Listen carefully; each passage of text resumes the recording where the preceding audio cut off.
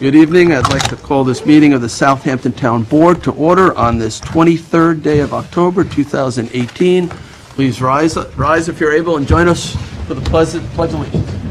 I pledge allegiance to the flag of the United States of America and to the republic for which it stands, one nation, under God, indivisible, with liberty and justice for all. If you would remain standing for a moment as we gather together for a moment of silence, as we keep in our thoughts all of our members of our military, armed services, our first responders, police officers, all those who put themselves in harm's way on our behalf.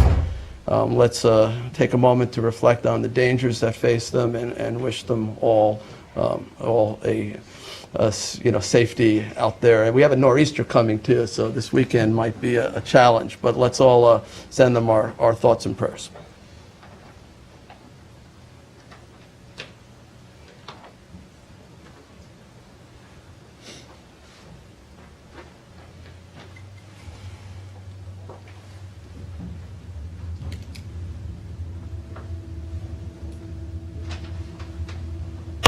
Okay, please be seated.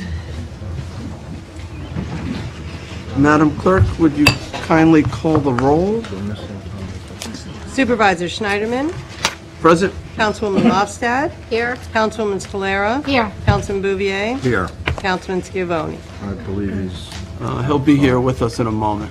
I think he just stepped outside. Oh, here he is. Just say present and we'll get... Present. There you go. Okay. So I'd like to start with a motion to approve the minutes of the Hampton Bays Water District Commissioners meeting on October 4th of 2018. Second. Second by Councilman Bouvier. All in favor? Aye. Aye, approved.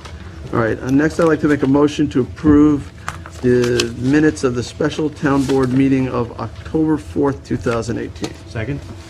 Second by Councilman Schiavone. All in favor? Aye. Aye, approved. And again, a motion to approve the regular town board meeting minutes of October 9th, 2018. Second. Second by Councilwoman Lofstad. All in favor? Aye. Aye, approved. And lastly, the special town board meeting of October 11th of 18. A motion to approve the minutes. Second. Second by Councilman Bouvier. All in favor? Aye. Aye, approved. Madam Clerk, if you'll read the communications. The following communications have been received in the office of the town clerk. We have received public notices from the Suffolk County Department of Public Works, letter of acceptance of the town as lead agency for change of zone Cedar Lane LLC Noyak and supplemental GEIS for Hampton Bays Downtown Overlay District. Town of East Hampton, notice of public hearing. Town of Riverhead, public hearing notices. Village of Southampton, Zoning Board of Appeals, adjoining neighbor notification for Meadow Lane, Southampton. Village of West Hampton Beach, Zoning Board of Appeals, adjoining neighbor notification for East Division Street and 10 Dune Road, West Hampton Beach. New York State liquor license 30-day advance notice to municipalities from Citarella, Scotto's, and West Hampton Restaurant Group.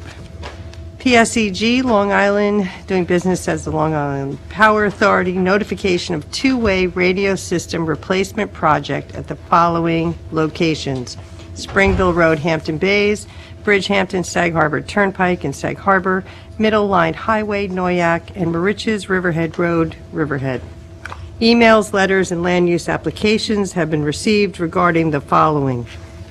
Emails and letters regarding Bel Air Cover Resorts, Hampton Bays, Dangerous Intersections, East Quogue, and Sag Harbor Cinema, Sag Harbor. Conservation Board applications, adjoining neighbor notifications for Flying Point Road, Southampton, Noyak Harbor Road, Sag Harbor, and Crestview Lane, Sagaponack. Zoning Board of Appeals applications, adjoining neighbor notification, Waters Edge Road, North Sea, Geyer Road, Bridgehampton, Hillside Avenue, Sag Harbor, Bayview Drive East, Noyak, and Dune Road, East Quogue. The following bid openings took place on October 10th. Ammunition for Police Department. Request for proposals, South Fork Commuter Connection on October 11th. October 17th, Mercury Marine Parts. And the following report was filed from the sole assessor for the 2018-2019 CPF eligible parcel list. And that concludes the communications for this meeting's agenda. Okay, so we're going to go to public hearings. If you wish to speak at a public hearing, we ask that you fill out a card. These cards were available outside. If you have not done so, there will still be an opportunity at the end of the designated speakers. Madam Clerk, if you'll read the first public hearing notice. Public hearing number 1 on the acquisition of lands at Bodian, West Hampton Beach, and amend the CPF Management Stewardship Plan to include properties. All right, thank you, Sunday. Mary Wilson, our CPF coordinator, is here to introduce this. Good evening, Supervisor Schneiderman, members of the Town Board. Cheryl Bodian is the purported owner of approximately 8... Talk a little louder. That's really for recording purposes, not for amplification purposes. So just try to, Charlie, if you can hear us, if there's any way you can turn up the volume inside. Go ahead. Cheryl Bodian is the... We'll talk as loud as we can. Jim, can you check to see if the microphones are on? There it is. There we go, okay. Cheryl Bodian is the purported owner of approximately 0.8 of an acre of land located on Dune Road in the village of West Hampton Beach and further identified by Suffolk County Tax Map Number 905-21-2, Lot 5.2, and Lot 6. Lot 6 is designated in the Village and Hamlet Greens, Parks, Recreation, and Open Space Target Area of the CPF project plan as an appropriate site for preservation. It is also appropriate to add Lot 5.2 to this target area as an appropriate site for preservation. The land fronts on Quantuck Bay and contains intertidal wetlands. The landowner has agreed to remove the dwelling prior to sale to the town. However, the catwalk will remain and may be used in the future for recreational access to the bayfront. Acquiring these lots promotes water quality via the removal of the waterfront septic system. The landowner has expressed an interest in selling these 2 parcels to the town of Southampton at the negotiated purchase price of $2 million, and the source of funding is the Community Preservation Fund. Right. Can you, point those out? And this is within the village of West Hampton Beach? Yes. Any questions from the board? No. And it joins, that's all publicly owned property around it? Yes, shaded in green to the west. Okay, and the catwalk you mentioned, can you just point that out? Okay. All right, thank you, Mary. You're welcome. All right, I don't have any cards on this public hearing. Is there anyone who wishes to be heard? Anyone? Seeing no one, I will make a motion to close the public hearing. Second by Councilman Bouvier. All in favor? Aye. Aye. Okay, so the first public hearing is closed. Madam Clerk, would you read the second public hearing notice? Public hearing number 2 to consider the acquisition of the property located at 20 Shinnecock Road, Hampton Bays, New York, for the purposes of community development. All right, Kara Back from our Town Attorney's Office will be introducing this. Good evening. This is a continuation of the public hearing to consider the acquisition of the property known as the Bel Air Cove Motel, located at 20 Shinnecock Road, Hampton Bays, which is a property containing a 1-story motel with a 2-story manager's dwelling, a pool, and a bulkhead to Penny's Pond. All right, any questions for Kara? Yeah, in the interim, since the last public hearing, did we get a CDA established or not? Not at this time, not yet. Kara, is it necessary to have a CDA to acquire the property for redevelopment, for No, economic development purposes? We believe that the property can be acquired under Town Law 64, which is that town is allowed to acquire property for any public purpose. Without a plan? If we have a CDA established, we need to have a plan. Okay, and again, the idea would be to acquire it and work with the community on a redevelopment plan, and then secure the permits from the planning board, building department, health department, whatever's necessary, and then auction it to the highest bidder with the permits in place. Is that? Yes. Okay. I have a question. Is the CDA, it's on the governor's desk? I believe that's where we are now. Our understanding that it was passed both at the Assembly and the Senate, and it is awaiting signature by the governor at this point. Does it often happen that he does not sign them? Not that I'm aware of. But we did have one in place, and then for some reason, I'm not entirely sure why it expired. it was terminated. But there was a CDA with the town of Southampton for many years. I'm not sure why. Kara, the property is currently primarily zoned residential, Yes. right? With a yield of, I think, 3 homes if it were undeveloped. And right now it's improved with a pre-existing non-conforming 22-unit motel. Yes. And I think there's a house as part of that, or? It's got a Attached manager's dwelling? dwelling, yes. Okay. And there's also like an abandoned pool there, and Right. there's some water frontage as well. Yeah. Okay. Thank you, Kara. All right, let me see if we have cards on this. This is public hearing number 2. Maria Holt?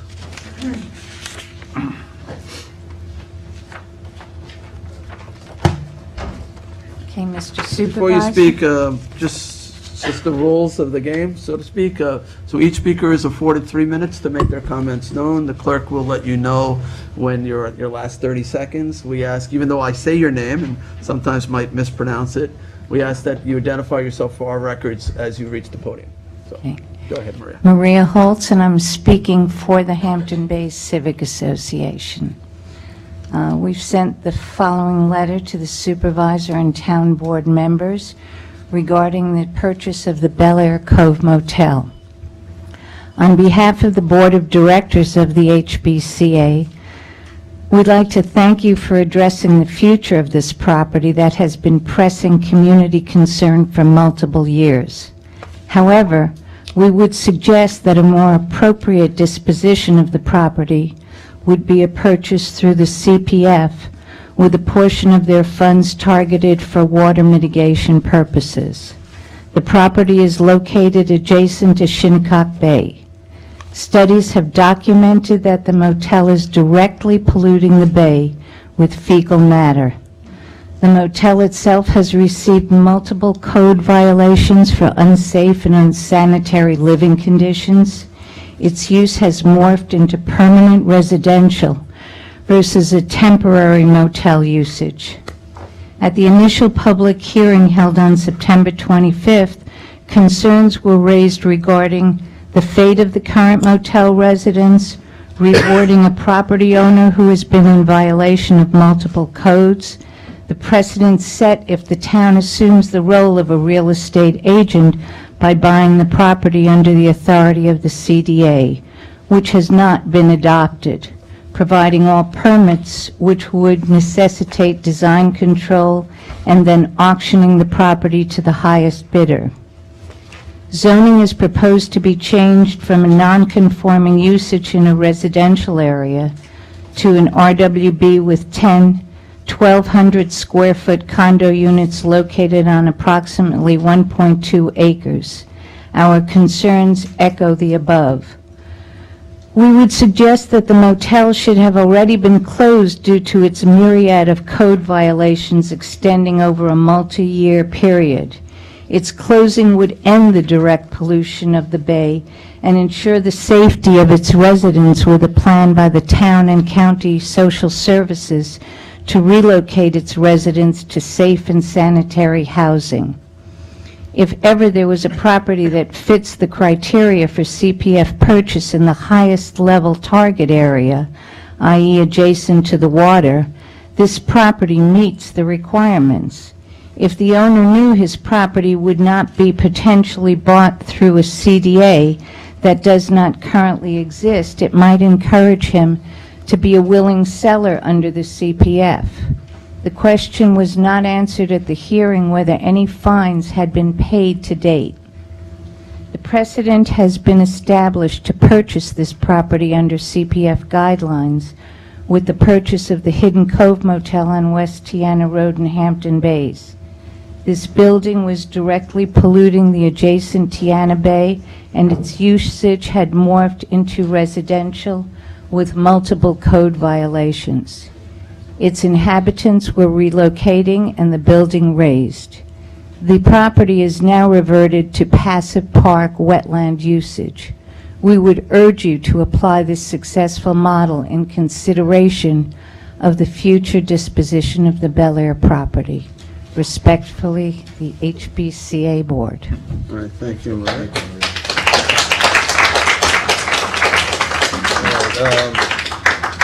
Also on this hearing, Anthony Senzaprano.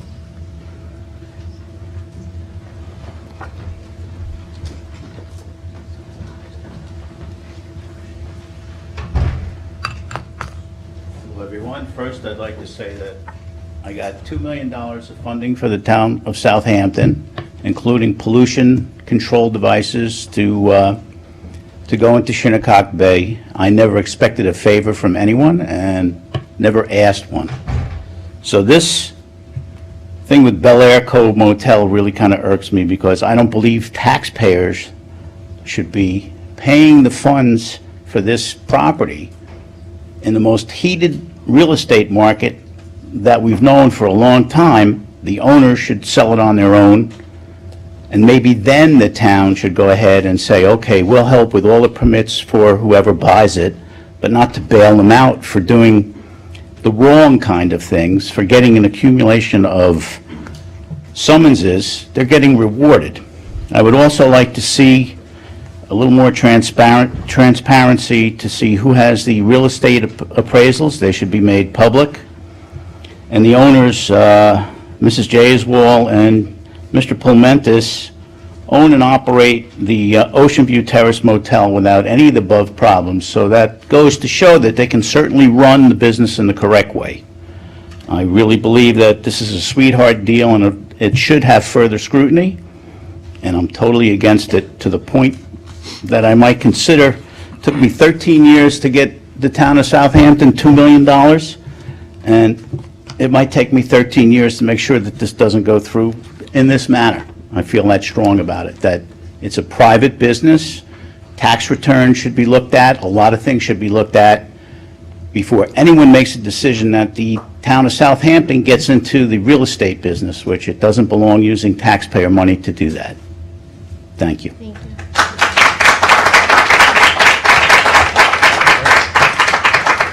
All right, Donna Field.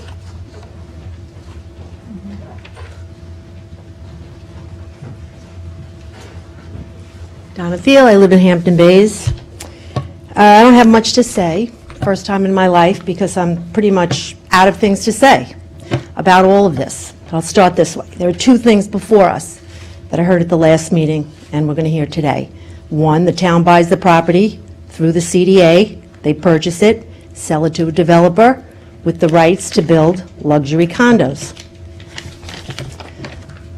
The definition of a community development association is a local empowerment process that involves leaders who build organizations and alliances that partner businesses with other areas in a city, town, township, or local unit of government for the betterment of the community, especially to assure quality, affordable housing. So, I'm not against affordable housing. I just need to understand what the criteria is. I don't know how the CDA is going to use funds to put up luxury townhouses when that's not what they are deemed to do. Second thing is the CPF funds, which I know everybody's talking about. I have no problem with that either. To do what? What are we going to do? Are we going to knock it down? Are we going to make it a pretty park? Or are we just going to let it sit there and deteriorate like other parts of Hampton Bays, which I won't even go into? We elect the town board, all of you, with the hope that you'll know what the right thing to do in the community is. All I see right now is blight, and it's just getting worse. Every day that nothing gets done, to me, is more and more disappointing.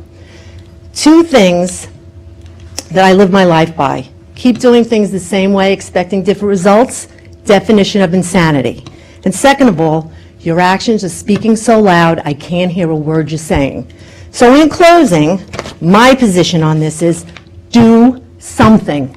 I don't care what it is, just do something. Okay, Ray D'Angelo.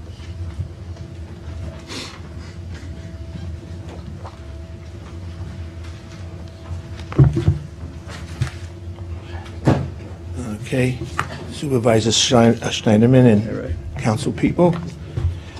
First of all, I am against the proposal that purchasing this property with the CDA funds. But before, I'd like to digress a second. Last time I spoke to you about this property was February at the Auxiliary Firehouse in Hampton Bays. And I went over the various problems with the property from my experience as a New York City firefighter and inspector. And I wanted to instill a sense of urgency in that this problem should be handled quickly. I mean, what's going on, there's children that live there. In New York City, this property would be vacated. But the fire commissioner has that power. It basically has become a single-room occupancy, and we have whole families living in one room. And this is a problem with SRO, single-room occupancies, because of the transient nature of the inhabitants. You have drug use, you have people that have mental problems, and now you have, crowded in that, you have families with children. It's a very dangerous mixture there. This should be an urgency to how to handle this problem. And it hasn't.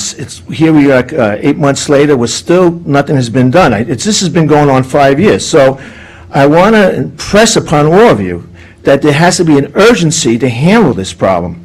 Again, 80 miles west of us in New York City, they would never be allowed. They would be vacated. So I think the easiest way, the quickest way to remedy this problem, and I disagree with the first speaker that's upset about using public money, is there's an urgency here to correct this problem, is to purchase this property with community preservation funds.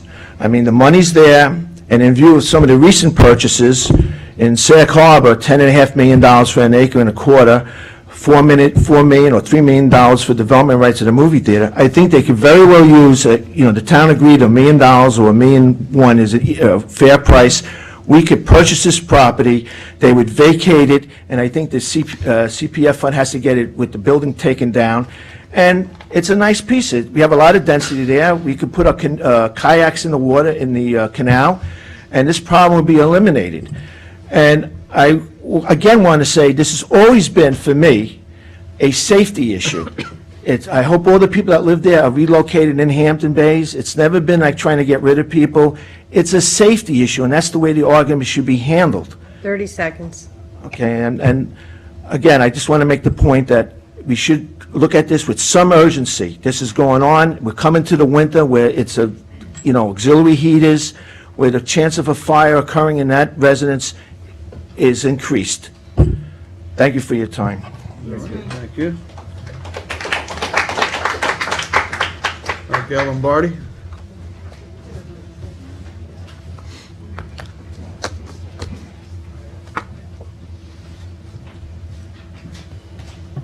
My name is Gail Lombardi. I'm a resident of Hampton Bays for almost 20 years. First of all, I think Maria would be pleasantly surprised. The first time in probably 5 years, I agree wholeheartedly with everything that Maria Holt said. I can't say she's speaking for the Civic Association, but I think she's speaking for many people in Hampton Bays. This situation, as Ray D'Angelo said, has gone on for at least 5 years that we know about.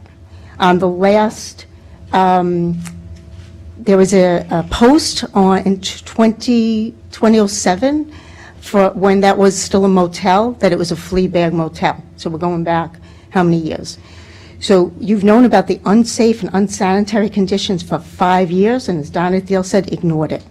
We were here last August. Councilman Bouvier said we spoke myths and unsubstantiated statements. We did not know the difference between reality and perspective, and we didn't understand human dignity. We've been here asking you to handle this. Ms. Lombardi, I don't believe I said that. I talked about myth and unsubstantiated statements. We know the other, please, the other do not add to what I said. That is not what I said. It's on video, so we could all watch Okay. it. So if I misspoke, I apologize, but it is on video. No, it was a conversation that you and I had. It's on video. I don't want to waste my 3 minutes. This has been, this is a situation where the current process is very muddied. You have a CDA, you don't have a CDA. What are you actually going to do with it? All you have shown us is a picture, ooh-ah of a picture. We've asked for, if you go through the CDA process under, Municipal Law 15A, you do have to bring plans to the community so that they understand what's going to be done. But I support the fact that the town needs to do something, and that at this point, as much as it goes against every grain as me as a capitalist, that you should use CPF funds, try to give this man an incentive, even though he should not be rewarded, as that gentleman said, for continually his bad behavior, and violating the law. But at this point, we have unsafe conditions for people living in these units. I don't know how you've allowed it to go on this long. So at this point, this other process seems very muddied. It seems we're not going to get anything in our lifetime. I'm almost 60. I don't think it's going to happen in my lifetime. So I implore the town board to move forward, using CPF funds. Let's just move forward, give him the incentive, and let's just move on with this. Thank you so much.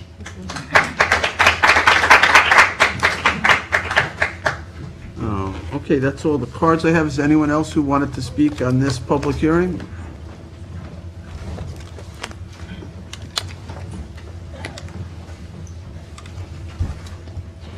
Sorry, quite organized here. Mary Payzan from Hampton Bays. I did send a letter in about 2 weeks ago, so hopefully you all got that.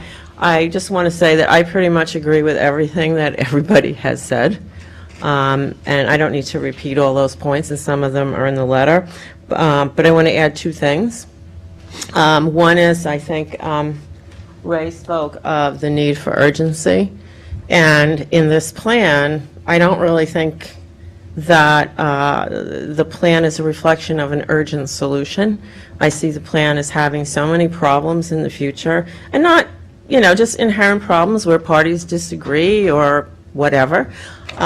It takes a long time, as we all know, to evict people. So I think any, kind of idea that the people of Hampton Bays might have that this is an urgent, this is going to be something that's going to be completed and done in a timely fashion, I myself don't really believe that that's really possible. The second thing is devil in the details. And there are a lot of details that I would think in an arrangement and a plan like this I haven't seen. I don't think they're out in public. One of the things that I think about is, not that we did everything, we certainly didn't build housing, but in my time working for any kind of design and construction projects, the idea of splitting up design responsibilities from construction was anathema to most builders. And I see that problem happening here. My understanding is the town would do a design and the developer would then build it. And I see so many legal problems with that scenario. And I don't think that that's, again, I don't have your experience, supervisor, in the hotel business, but there are no developers or builders that I know that would be happy to build something that was designed by someone else over whom they had no responsibility or control. So I think the plan is just not feasible in the short term, and therefore it's not really a good solution. Thank you. Thank you. Anyone else who wishes to be heard on this public hearing regarding the Bel Air Motel? Anyone? All right, seeing none, I'll make a motion to close. Second? Seconded by, I'm sorry, Councilman Bouvier? Okay, seconded by Councilman Bouvier, all in favor? Aye. Aye. Okay, Madam Clerk, if you'll read the next public hearing notice? Public hearing number 3 on the acquisition of a restrictive use easement and historic preservation easement on property located at 90 Main Street, Sag Harbor, and amend the Community Preservation Project Plan and the CPF Management Stewardship Plan to include said property. Okay, Mary Wilson, our CPF coordinator, will introduce us. SAG Cinema Limited Liability Corporation is the purported owner of the Sag Harbor Cinema, located on a .16-acre parcel on Main Street in the village of Sag Harbor, and further identified by Suffolk County Tax Map Number 903-22, Lot 35. This property is recommended for inclusion in the Historic Properties and Places Target Area of the CPF Project Plan as an appropriate site for preservation. The parcel and building is protected as a contributing property within the Village of Sag Harbor's Historic District and has operated as a cinema for over 100 years. The landowner has agreed to sell a restrictive use easement and a historic preservation easement on the property. The restrictive use easement limits the building's use to cinema arts and related uses, and the historic preservation easement preserves the exterior and the facade. The negotiated purchase price for these easements is $4 million, and the source of funding is the Community Preservation Fund. Mary, do you want to take us a little bit through the various components of the easements, what the right the town is proposing acquiring? The restrictive use easement is similar to a development rights easement in the sense that the easement will restrict the property, can only in the future ever be used as a cinema arts center. So those other zoning district designations that could occur on this property were it not restricted will be removed in perpetuity. Things such as a tobacco shop, clothing store, convenience store, flower store, garden, glassware, small grocery, jewelry, liquor store, art gallery, theater, of course, is the one thing we're keeping. It can never be a bar, deli, coffee shop, restaurant, offices, or personal services, which is something that can occur now in the zoning district designation. So that's what we're acquiring, away the right to ever do those things. The restrictive use easement allows accessory uses on the property up to 25% of the square footage of the property. The accessory uses would be a cafe, a gallery, or gift shop, all related to the cinema arts use. I believe there are folks here in the audience who can speak to you and more specific about the plans for the reconstruction of the property. As most people are aware, it was severely damaged in a fire, so it will have to be reconstructed. And because it is in that historic district, it has to be reconstructed under federal and state standards for historic properties. Didn't we also purchase the ability to keep it affordable? Also within the restrictive easement is an obligation that the cinema tickets are affordable, yes. Could you define affordability, or how we are defining affordability? The owners of the Sag Harbor Cinema must have their schedule of rates approved by the town board every year. These rates cannot exceed 80% of the cinema ticket prices generally within the town. If we no longer have cinemas here in the town to use as a comparative, we will look to Suffolk County. So the reduced rate will be no more than 80% of what the general cinema ticket is in the area. Okay, and then we're also purchasing or proposing to purchase a facade easement. Could you explain that as well? Certainly. The historic preservation easement is what commonly is referred to as a facade easement, where the easement will restrict the exterior, of course, once it's reconstructed to its historic standards, as well as the sign, which also is historically designated. This easement will require any changes or repairs to come before a particular board and be reviewed. The facade can't change. It's got to stay in its historic integrity. And we, in determining our offer, we had those three items: the affordability, the facade easement, and the restricted use, were each appraised independently, and the offer is for the combined, but the bulk of the value was, I believe, in the commercial rights being purchased. Is that That's correct. Okay. All right, any other questions from the board?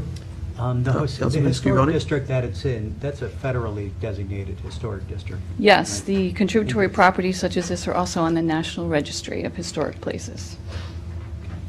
Thank you. Okay, anyone else? All right, thank you. We have a number of cards. I'll call them in the order I received them. First up is Maria Holtz from the Hampton Bays Civic Association.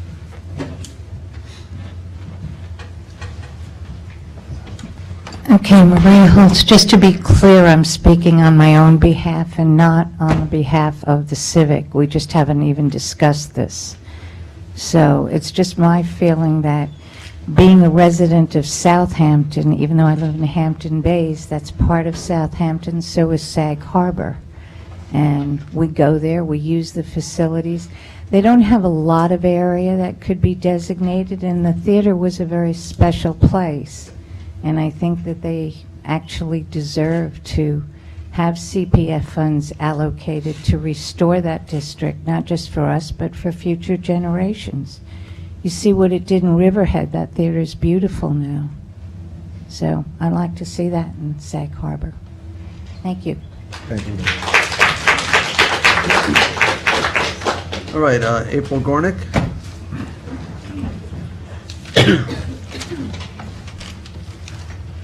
Hi, I'm April Gornick. I'm the chair of the Cinema Campaign and vice president of the Sag Harbor Partnership.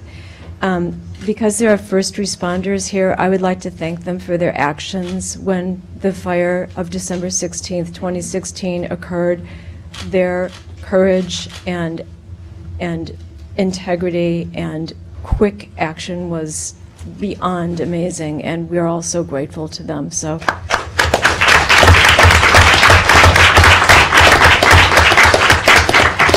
April, it's worthy to note we had responses from 19 fire districts for that fire on December 16th. Yeah, it was, we were aware the ice was stuck on their helmets and their beards. I mean, it was one of the most moving things I've ever Well, thank you witnessed. for acknowledging our responders. Sunday, would you reset the clock?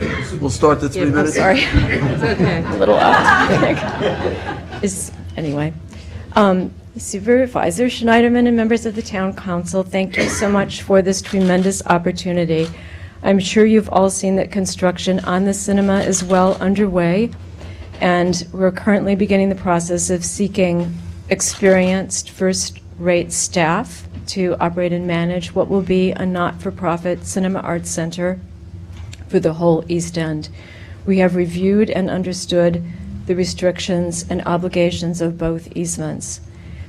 I love the Sag Harbor Cinema sign and facade, but the greatest part of this opportunity is the use easement to me, because it would ensure that the Sag Harbor Cinema will remain a cinema in perpetuity, a fundamental passion behind all of our efforts for the last 2.5 years to save it. We've longed for this measure of security, and besides being such a huge aid to our financial efforts, a use easement will guarantee that the cinema will remain the beating heart of Main Street, Sag Harbor. The new cinema will continue to bring the world to us. It will preserve and celebrate the history of film, but we also hope to bring the most cutting-edge technology of the future of cinema to the East End as well, like interactive VR, a technology that can be used to treat people with PTSD and train surgical students, as well as giving multiple participants the shared experience of awe and wonder that the cinema has always had.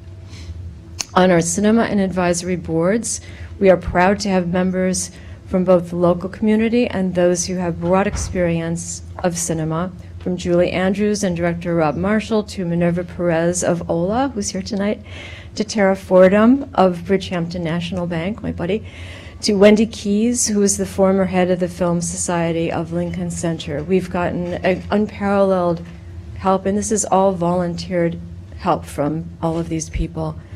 With me here today to address any questions or concerns you may have in greater detail are Nick Gazzolo, President of the Sag Harbor Partnership and Treasurer of the Sag Harbor Cinema Arts Center, who can address the operational budget of the cinema when finished. 30 seconds. Susan Mead, our partnership treasurer, who can address our finances for completion and our approach to affordable ticket pricing. And Robbie Stein, the president of the board of the Sag Harbor Cinema Arts Center. Julia Daniolo Villan can also address current and future programming efforts. And Alan Kobelson can address the renovation itself and timing for completion. And thank you very much for your time. Thank you. Thank you.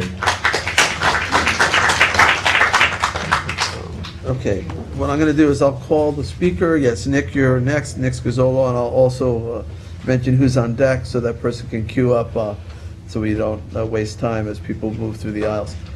So Susan Mead will follow Nick Gazzolo. Thank you. Nick Gazzolo, President, Sag Harbor Partnership. I just want to thank you guys for this show of support. We're enormously grateful. Obviously, we love the sign, we love the historic building, and we want to have a year-round cultural center. But this is also about the economic impact on Main Street. We have such a seasonal economy out here. More and more people are shopping online. We want people to come to Main Street in Sag Harbor all year long. I sent this to the clerk a couple days ago. We had an independent economic impact study done on the cinema by a leading firm, and their analysis said that the cinema would bring to the rest of Main Street, not its own tickets, to the rest of Main Street $9.6 million per year in economic impact. So that I just wanted to share that with you guys, that it really is about all of Main Street for us, bringing people to Main Street, having them go to restaurants and stores and enjoy the village that we love so much. So We have done extensive analysis of a number of other film centers around the country that are successful, what their budgets look like. Our operating budget has been prepared by the executive director of the Jacob Burns Film Center, which is a leading film center in the country. So we've just taken a number of steps to get off on the right foot. So thank you very much. Thank you. All right, thank you, Nick. All right, Susan Mead, followed by Alan Koppelson. Close enough? Hi, I'm the treasurer of the Sag Harbor Partnership. It's been a busy year. I just wanted to give you an example of the affordable ticket pricing. If you take 20% off of what East Hampton and Southampton are doing, the adult prices would go down for Southampton residents to $9.70 instead of $12.10. For children, $9.12 instead of $11.40. Believe me, we would never charge 12 cents, but you get the drift. And then seniors would go from $11.40 to $9.12. So it's a substantial amount. In this instance, it keeps the tickets below $10, which I think is pretty important. And we know we may have to offer it to East Hampton residents, but this is your deal, so we realize that. We're going to use utility bills to approve residency.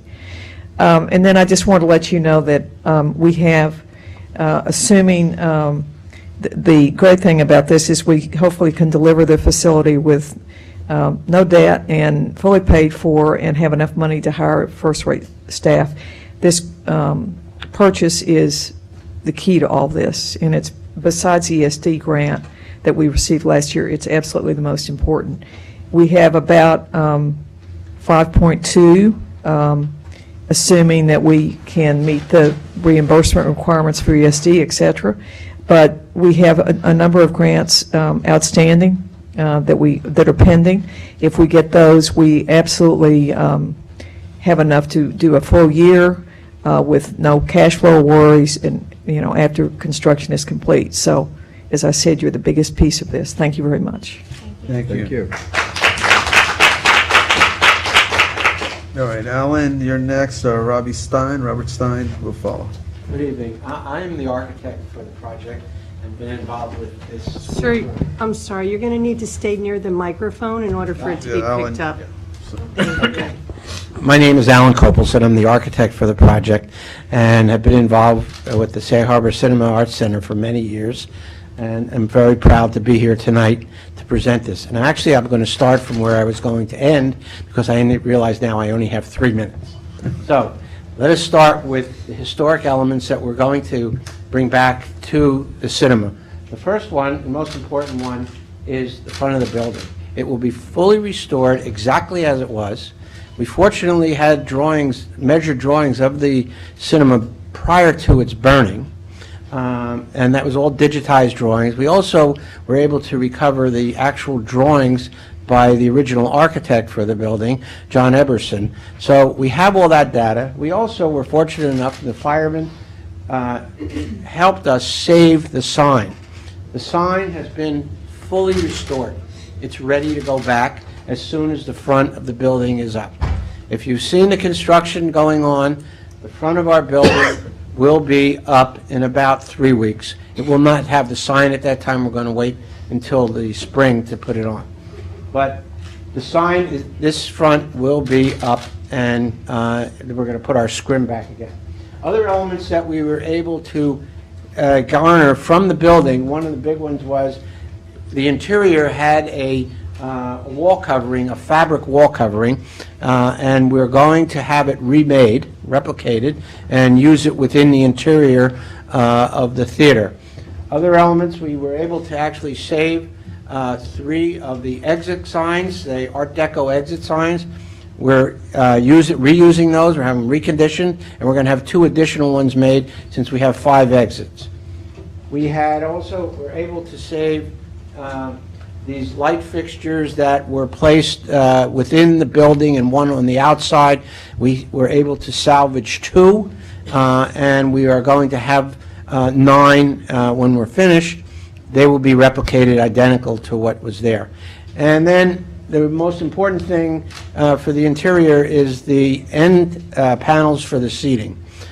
We saved them all. We saved, I believe, 8 or 10 seats that are being reconditioned, and the end panels will be placed on the new chairs, which will replicate the chairs that were there, be a little more comfortable. And one thing that we will be missing is the aroma in the theater. That we're going to extra length to try to eliminate, and we have, I think, found a way to do that. So that's where we are.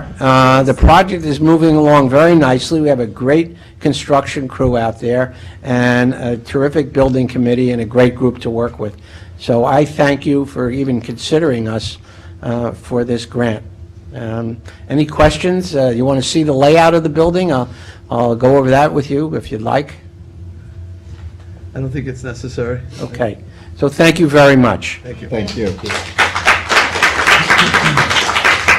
All right, Robbie Stein, followed by Jane Young. Hi, I'm Robbie Stein. I'm the president of the Sag Harbor Cinema Arts Council and former deputy mayor of Sag Harbor, and I'm chairman of the zoning board, so I think I have to say that. This is not about the zoning board or government, but I would like to talk about two things. One, how grateful as a village and people who work in the village is for your vision and use of the CPF in this way. I know it is not a traditional, or has not been used traditionally this way, but it's arts, the arts in this community also open people's minds. So in that way, it's open space. I am a shrink, so that's like, that's another thing. But, you know, the community response to this was extraordinary. We have well over 2,000, I think it was almost 3,000 people who donated, from really people giving money into jars to very $1 million donations. In addition, just looking at it from the view of the town of Southampton, and I thank the woman who spoke about, you know, how many people come to Sag Harbor. Sag Harbor really is the 11963 district, but it extends to Sagaponack, as you know, and Bridgehampton. I think it represents about 30% or more of the overall population if you go from Bridgehampton east. So I just wanted to thank you a lot. It's not only the restoration of the building, but as a restoration for the community. One final thing, which I just realized, is that we've always connected to schools locally, and some of the programming is specifically going to be done for schools. So this is not only going to be, you know, for public. There are many projects that we hope to start in connection with all of the local schools, not just Pearson and Sag Harbor Elementary, but for other schools in Southampton as well. So thank you again for your support. Bye-bye.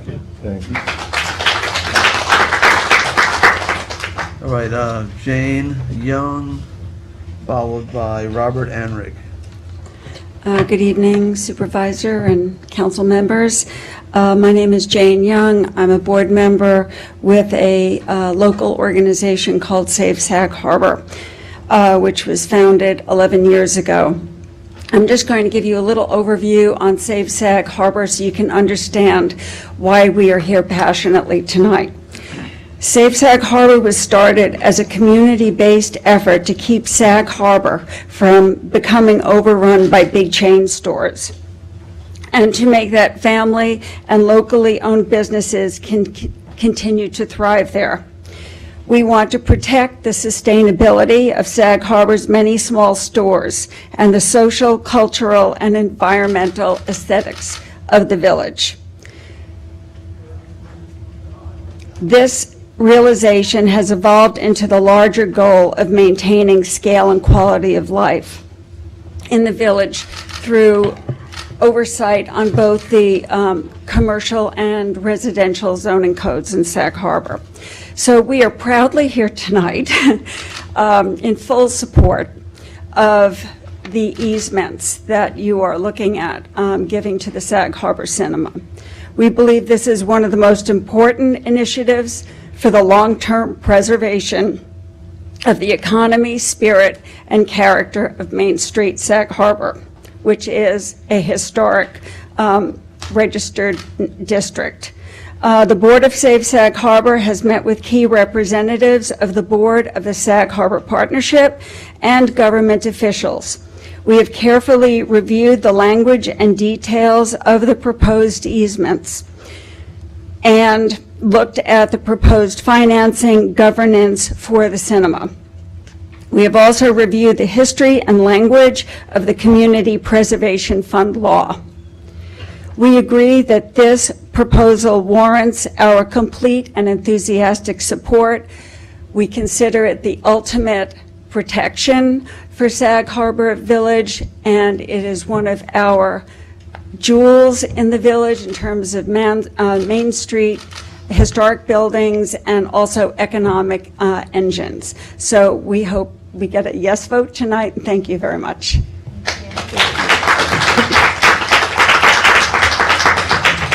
All right, Robert Anrig, followed by Jessica Insulaco. Bob Anrig from West Hampton. I am the chairman of the Community Advisory Board for the Community Preservation Fund.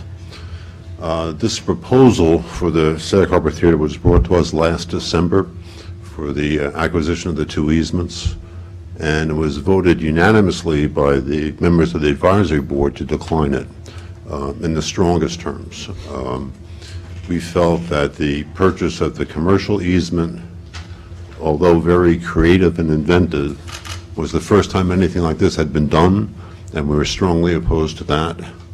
And the purchase of a historic easement on a building that didn't exist literally was also a very dangerous precedent. So it was the opinion of the advisory board that we not proceed with this. I love Sag Harbor, been to the theater many times, but I do not think it's an appropriate use of the CPF funds. Okay, thank you. All right, I've been a member of the board since its beginning for 20 years. I've been chairman of the board for over 10 years. And we respect your effort, but we don't think our funds are the appropriate source. Okay, thank you. Thanks. All right. Next up, Jessica Insulaco, followed by David either Seeley or Cece. Hi there, Chairman. Jessica Insulaco, East Quogue. I agree with the gentleman that just spoke ahead of me.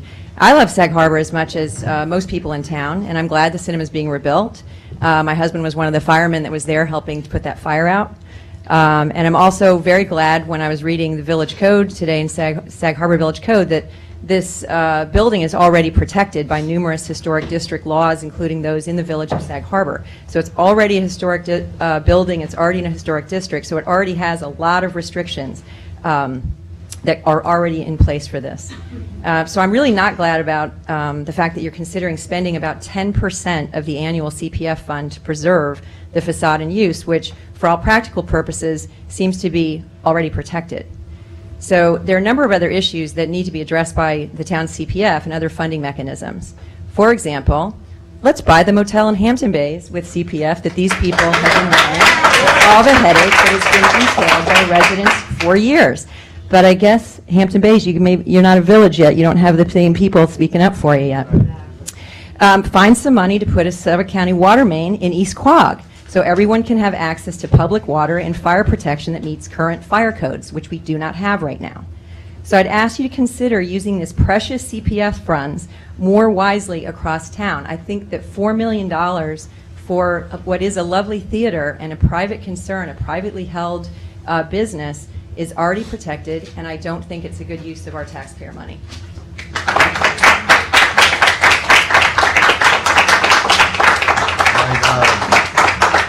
David, is it Cece or Seeley?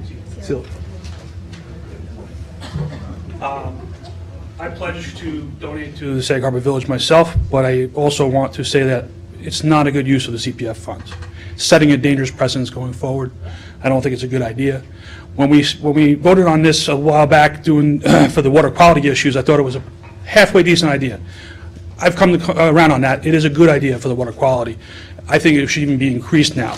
I think it's a great idea. But as far as using the CPF fund to reconstruct a building, I'm adamantly opposed. It just doesn't set a good standard forward. Thank you. All right, thank you, Dick. I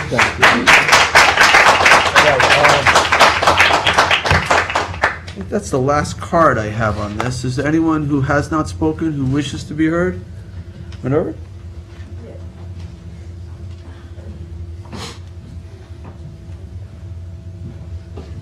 Losing my cards. I might not have said that was for this year. It was yellow. It was yellow. My name is Minerva Perez. I am a homeowner in Sag Harbor. I'm a film lover. I'm also a proud board member of Sag Harbor Cinema. And there's a lot that I'm working on these days, but I got to tell you, I hold the work that I do up at Sag Harbor Cinema in a real high place because I sit around a table with these board members, advisory board members, Sag Harbor, partnership members, and I just see the quality that they're working toward and the genuine commitment to community, to the arts, to culture, to education, to the teens in our area, to not just Sag Harbor area, but all of Southampton town, to be able to help create a destination. Some of the work that we're talking about for VR has everything to do with what can we be doing to provide a space and an interest that would bring in teens in a way that so many other places don't, or that we just don't have. So that's good for all of the kids, including those coming from other areas such as East Quogue, West Hampton Beach, other areas. I don't know how much money's in the CPF fund right now. I don't know that it has to be an either-or thing. I certainly hear the concerns about water quality and what you need for fire districts to make sure people are safe. I would want to know that this doesn't have to be an either-or thing.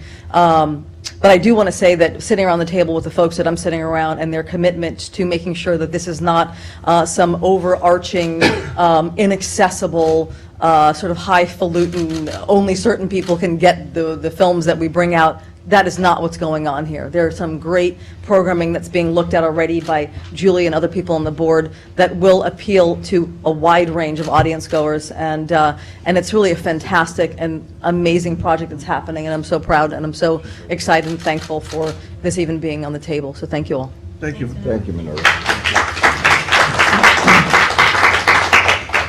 All right, anyone else who has not spoken? And I did find your card, Minerva, sorry about that.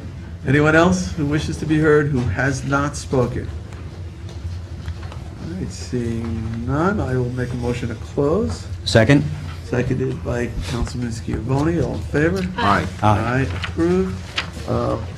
I would ask that those folks interested in that issue stick around until the end of the public hearings, and I'll make a motion to take that one out of order. So you won't have to stay through the whole night.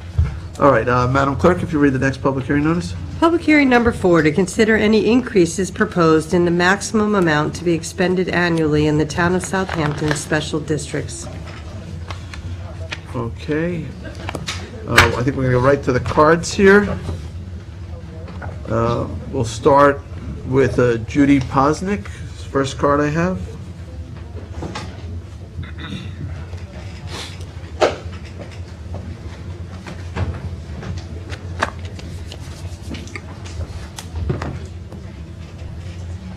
Judy Posnick, Watermill individual.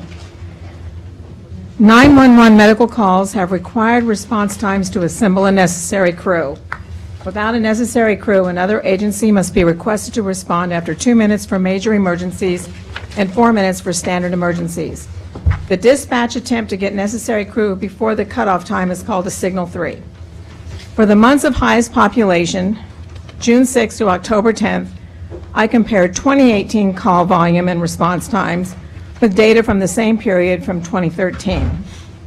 In 2013, there were 423 calls, with 139 requiring Signal 3s or multiple Signal 3s, which is 33% of the time not having appropriate response times.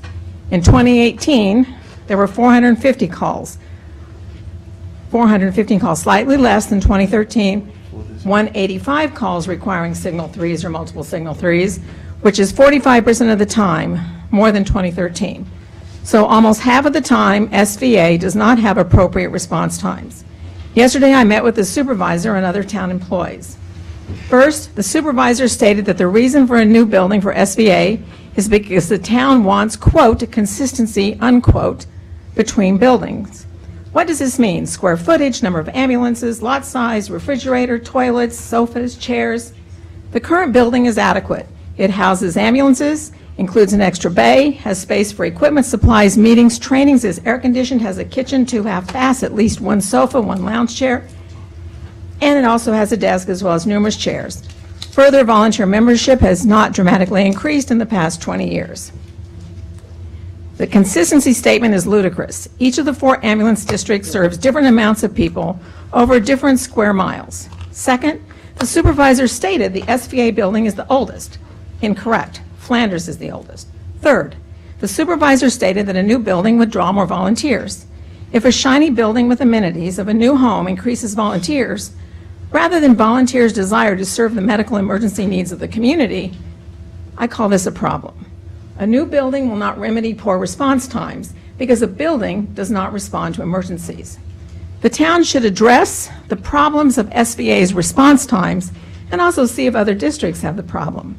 Shame on the town if the politicians waste $2 million to charge taxpayers for an unnecessary infrastructure expense rather than addressing the needs for better response times and patient care. 30 seconds. If the supervisor or anyone else present at yesterday's meeting denies or tries to spin a different meaning as to what the supervisor said at the meeting yesterday, after I sit down for making my public comment and cannot comment again, he or they are lying. Thank you. Well, okay, let's continue. John Christensen. Good evening. I was introduced already, so I'm a longtime resident and business owner in Southampton. I serve as the chairman of the board for the Southampton Volunteer Ambulance Corps, as well as an active volunteer. On behalf of the Southampton Volunteer Ambulance, I want to thank the Southampton Town Board for your support of our 2019 budget. We are all very grateful, and we feel you have made a wise choice. Several members of Southampton Town Volunteer Ambulance are here also looking forward to the opportunity to give you their personal perspective on this investment means to them and to the ambulance. Thank you. Thank you. Thank you. Excuse me, I didn't get his name. I announced it. I didn't hear it. That was John that was John Christensen. Joseph Lockheim is next. Joseph will be followed by Thomas Nanos.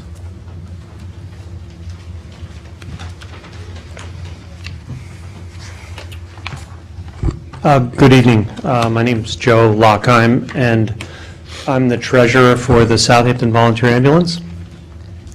And I wanted to thank the supervisor and town board member, Tom Schiavone, who's our liaison, for including a meaningful increase in our ambulance budget next year. We approached the supervisor and Mr. Schiavone a few months ago to advocate for funding for what we believe are several mission-critical initiatives, and we really appreciate the fact that you listened and supported us. The tentative budget includes an increase for our Corps of approximately $200,000. That's a 32% jump, and by any measure, that's a big number. But our total annual request is still lower than half of the other districts that are funded by the town. And considering the size of our geographic area and the number of calls we make, it's still a pretty good bargain. The extra money included in the budget will fund 3 primary initiatives, all of which are necessitated by the changing nature of emergency medical services, which each year requires more training, more equipment, greater certification, along with a public that rightfully demands the highest level of care and rapid response times. The days when an ambulance company could be staffed with some friendly volunteers and just roll up to your house and drive you to the hospital they're long gone. And when you add to that the high cost of housing and the general decline in volunteerism as people now must work harder and longer to simply survive out here, you're left with a situation where volunteer-based community ambulances services have to adapt and make adjustments. And the supervisor's budget allows us to do that. There are others here tonight that I think will speak in greater detail as to why we need the extra funds, but I just wanted to touch on what they're going to be used for. Our 2019 allocation allows us to fund a very modest medical coverage for our full-time staff of first responders. As you know, these men and women, they're not unionized, they're not protected under civil service, and yet they have to achieve and maintain advanced life support certification. They work days, nights, weekends, holidays, and get paid between $20 and $30 an hour. So to provide them with basic health insurance seems like the least we can do for them. 30 seconds. The budget also includes funding for a seasonal EMT driver to make sure we can always get an ambulance out the door quickly during daytime hours in the summer when call volume is highest. And most of our volunteers are working. And most of them don't have the luxuries of running their own business as I do and being able to leave at a moment's notice to spend an hour or two answering a call. Luckily, we're blessed with 2 volunteers, both retired, who more or less drive every daytime call for us. That's close to 200 calls a year for each of them. Think about that for a moment. It's a mind-boggling dedication to the community, but it's simply not sustainable. 3 and minutes. It's not fair to ask for that kind of sacrifice. You could just wrap up. Yeah. Finally, the budget does include funding to cover financing for a new headquarters building. The 30-year-old Morton building we're currently occupying has reached the end of its useful life and is simply not suited for the EMS mission as it exists today. And I think others will fill in the blanks for that. So thanks for your support. Thank you, Jeff. Thank you.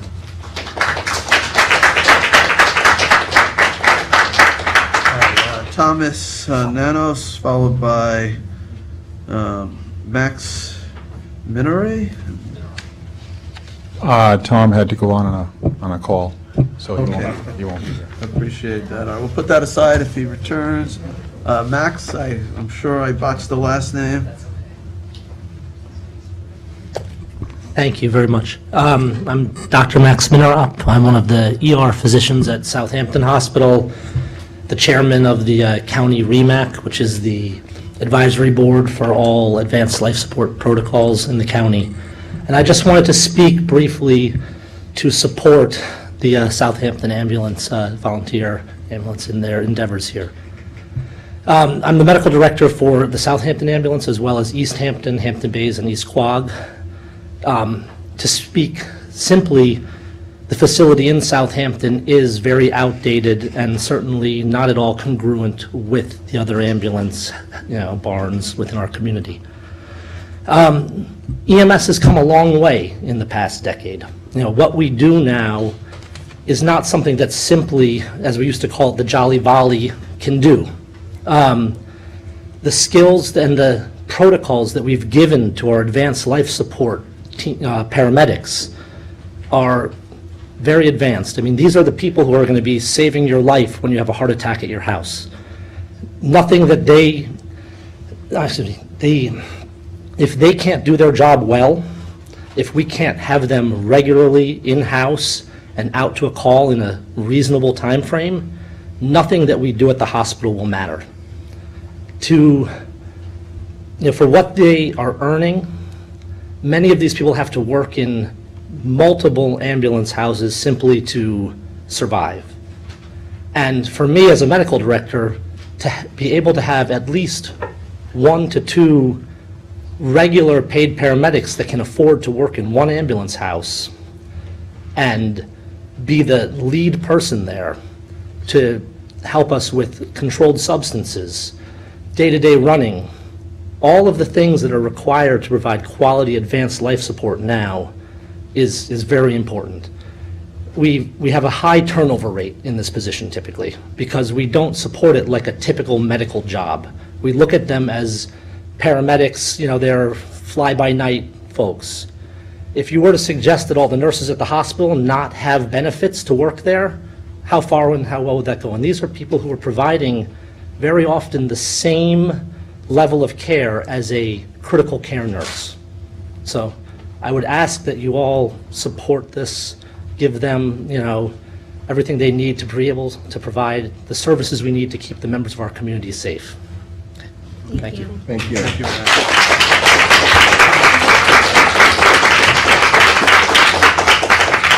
All right, Philip Kamen, followed by Jonathan Amaral. Thank you. He's on a call too. Oh, really? I'll set that aside. Good evening, Supervisor and council members. My name is Philip Kamen, and I've been in emergency services for the better part of 38 years. I was the founding chief of Southampton Ambulance, and I'm currently employed as their supervisor for their paid staff. I'm also a Suffolk County EMS instructor and chairman of Suffolk REMSCO. President Lyndon Johnson established the Presidential Committee on Highway Safety in 1966, and the white paper that was produced was the template for the formulation of the Department of Transportation and the modern-day ambulance service. Since that day, advancements in pre-hospital care, the equipment, training, and public awareness are way too many to mention tonight in the next 3 minutes. And how Southampton Ambulance has applied these advancements to meet the needs of our community would take just as long. But here are a few facts. In 1983, the EMT textbook was 600 pages. Last year's textbook was 2,200 pages. In 1983, an EMT course was 80 hours of classroom and hands-on training. Last year's curriculum was over 200 hours. In 1989, Southampton responded to 350 calls. Last year, we responded to just under 1,000, and as of the end of the third quarter of this year, we were over 850 calls. EMT's educational requirements to continue with their certification is a mandatory 72 hours every 3 years, and that doesn't include if there's any protocol changes or pilot programs. Speaking of pilot programs, Southampton is currently participating in 2 pilot programs, and over the past few years has participated in 3 other pilot programs: the check and inject epinephrine protocol, nasal Narcan, and AED first responders. We were one of the first agencies on the East End to be trained in safe haven sites for newborns. And just last year, after countless hours of research and training, we're one of the lead agencies on the East End to transition our patient care reports from paper to electronic. Most of our training has been conducted using the garage space as our classroom. But as of April 2010, the New York State Bureau of EMS rewrote the classroom design standards, and we had to limit our training to smaller groups, which puts an additional time burden on our providers and eliminates community training events such as CPR, first aid, and Narcan administration. 30 seconds. Back in 1989, as the founder of the chief of the agency, I was one of a group of dedicated volunteers that spearheaded the construction of our existing headquarters. The concept was to build a cost-effective headquarters for training, meetings, and to help educate our community for the next 25 years. As modern-day EMS celebrates 53 years of progress and Southampton Ambulance celebrates 30 years of dedication to the community, I thank the town board for their guidance and support with our expansion plans. 3 minutes. Plans that will help us, for our members to learn, train, and educate the community and have a healthier and safer lives. Thank you. Thank you.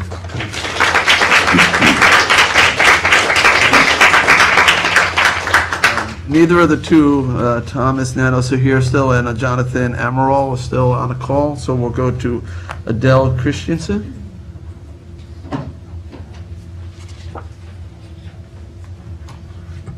Hello. My name's Adele Christensen. Thank you, Southampton Town Board, for supporting SVA's 2019 budget. I'm an EMT, chair of the membership committee, and a Monday night duty crew chief. I'm the one you're happy to see when you fall down the stairs, or your child is sick, or you're stuck and need to be extracted from an overturned car. When my pager goes off, it's like Forrest Gump's box of chocolates. I don't know who I'm helping. I am writing a blank check to the town of Southampton. In my 7 years with SVA, I've run nearly 900 calls. In all, I've factored I contribute about 1,200 hours a year to my town as an EMS volunteer. This includes 2 hours for each call, about 12 hours weekly in duty crew readiness, where I stage my equipment and sleep in my clothes away from my husband. I attend monthly membership meetings and drills to practice and recertify my skills to learn new patient care protocols and manage core business. Every 3 years, I invest another 72 hours in my continuing medical education classes to recertify as an EMT. I train hard to make sure that your emergency, whatever it is, isn't my emergency. I'm a sole proprietor business owner. In my private practice, I charge clients by the hour. We've all factored our hourly net worth. Doing the math, you can see that my gift to the community comes at a significant personal cost. For me and all our volunteers, we carefully balance running calls with earning a living. At SVA, we all pay it forward. We're happy to see the town step up and to help us meet our current needs. Thank you for that. We need the paid EMT driver to help us through the summer surge in patient care when most of us have our own busy work schedule.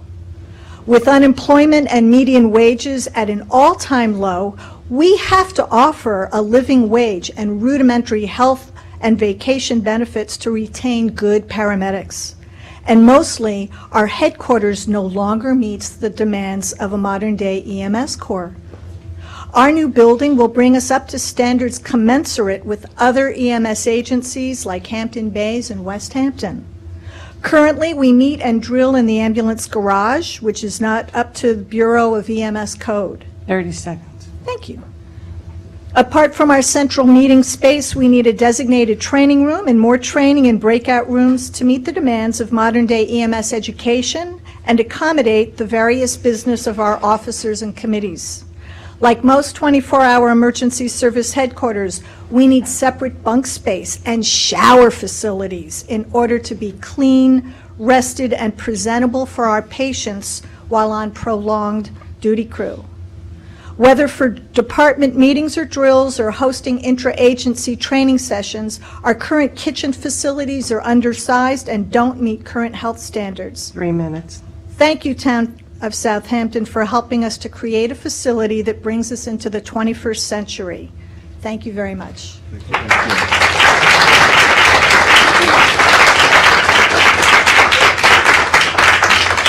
Okay, next up is Hillary Ruinski. Good evening, my name is Hillary Ruinski, and I joined the Southampton Volunteer Ambulance at the age of 19 to follow in my brother's footsteps. Through his many years of volunteerism in the ambulance and the fire department, he has made an impact on our community and on me. I joined SVA because I liked helping the community. In high school, that was through youth group in my church, but you age out of that, and volunteering with the ambulance was my next step. Through the ambulance, I've made connections I never would have otherwise, such as my Monday night duty crew. This duty crew feels like a family to me. I never dread waking up in the middle of the night for a call because I know my team is solid. Our all-female crew gets the job done because of the training we have received. Recently, I've been working on different ideas for community outreach and recruitment. One of my ideas was an open house. As it plays out now, I'd be showcasing one room to the public that serves many purposes, and maybe too many. Our central meeting room brings us together as a corps. Although the small space feels like a home to me, it has brought us very close. Our needs have outgrown it. We need more space to accommodate the corps and our growth. Just as I have looked up to my brother for inspiration and direction, now I find that from a group of people I never would have known before. I hope to be someone who inspires younger people, and one thing I hope for in the growth of our corps is that we as a group may contribute to the uprise in volunteerism in young community members. Thank you. All right. Next is Donna Kremborg. Hey, Donna. Good evening, and I want to thank you for this opportunity. My name is Donna Kremborg. Proudly to say I'm on my 13th year with the Southampton Volunteer Ambulance. Throughout those years, I started off as a helper, quickly became a driver, EMT, I was chairman of the board, and I've also served as chief. A lot of my co-members here have already mentioned that 30 years ago, our original building was built. It's 3,600 square feet, and we ran approximately 350 calls. As you all know, the protocols have changed. They have upgraded to bring the highest level of care to the patient's side when needed the most. Volunteers, we run approximately about 1,000 calls, I think on target for 1,000 this year. Back then, it was much less. With the new protocols and reporting systems require more training, additional hardware, and it adds times to the calls as well as our recertification. We cover 40 square miles, and the town population and traffic volume increased dramatically during the summer. So does our call volume. We are a community service feeling the pressure. We tried our best to meet all of the needs of our community. We treat all of our cases respectfully and professionally. I have maintained my EMT certification throughout 3 pregnancies. I even rode calls until 5 days before my due date when my chief said enough. As volunteers, we pay our skills forward. We invest our time into the youth of our community and the town's future. I have personally mentored over 5 to 10 young volunteers, guiding 17-year-olds with a purpose, with showing them what it's like to give back to your community instead of the alternatives. I am so proud to see that that these young adults have returned to our community, even in our own corps, to become chief, paramedics, Southampton Village police officers, and even the United States military servicemen. It is such a proud moment to see my personal investment as well as my other members that we put into the youth and give them a purpose. It is so gratifying. So we need to take care of our human assets and prepare ourselves with growth. Without volunteers, we have no EMS system. Our EMS system supports every vital town infrastructure: police, fire, health, the businesses, tourism, private residents, schools, as well as our highways. Mostly, our EMS system fulfills a fundamental social contract: your right to expect help when you need it the most. So I thank you to the supervisor and to the board for helping us keep our promise to our community. All right, thank you.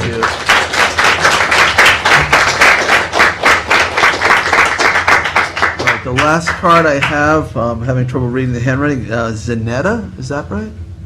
Okay. Hello. I'm Zanetta Ligura. I'm a member at SVA for 15 years, and I'm a volunteer paramedic. At first, I would like to say thank you for supporting our budget in 2019. I'm here tonight because this is something very important to our members and our ambulance corps. Like I said, I have been here at SVA for 15 years. I'm also an ex-second assistant chief, CPR instructor, first aid, bloodborne pathogen, paramedic, and I've worked with our membership committee for the past 8 years. Being a volunteer is very different now than it was 15 years ago. Requirements and performance standards are much higher than they used to be. People have to work 2 jobs, and it's harder to recruit volunteers than it used to be. The younger population is looking to get a side job, not necessary to volunteer for their community. I feel that this is too bad. When we volunteer, we learn new skills that help us to get better jobs.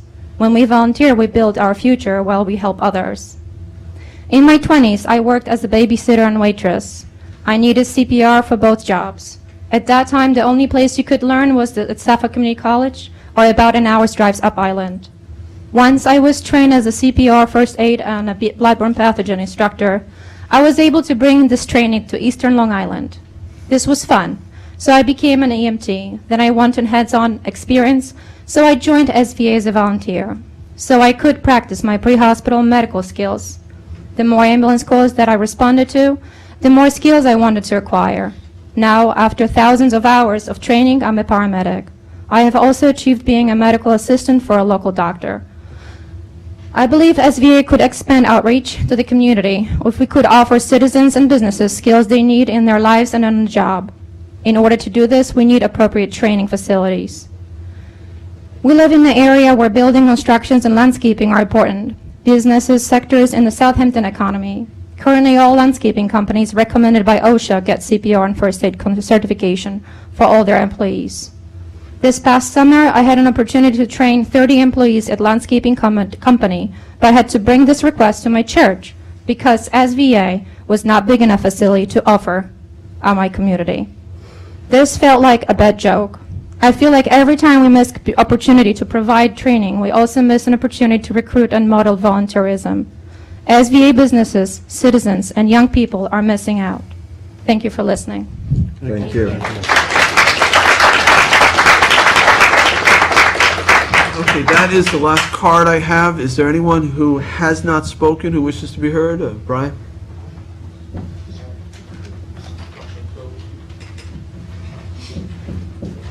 Actually, I do have a card on the trustees, too, so that's, I think that's for this hearing as well. Good evening. Brian Babcock, East Quogue. I didn't plan on speaking on this. I just happened to be wearing my jacket tonight. And I want to thank the Southampton Volunteer Ambulance for everything they do in the town of Southampton. It's a very big district. I would like to speak to the first speaker tonight.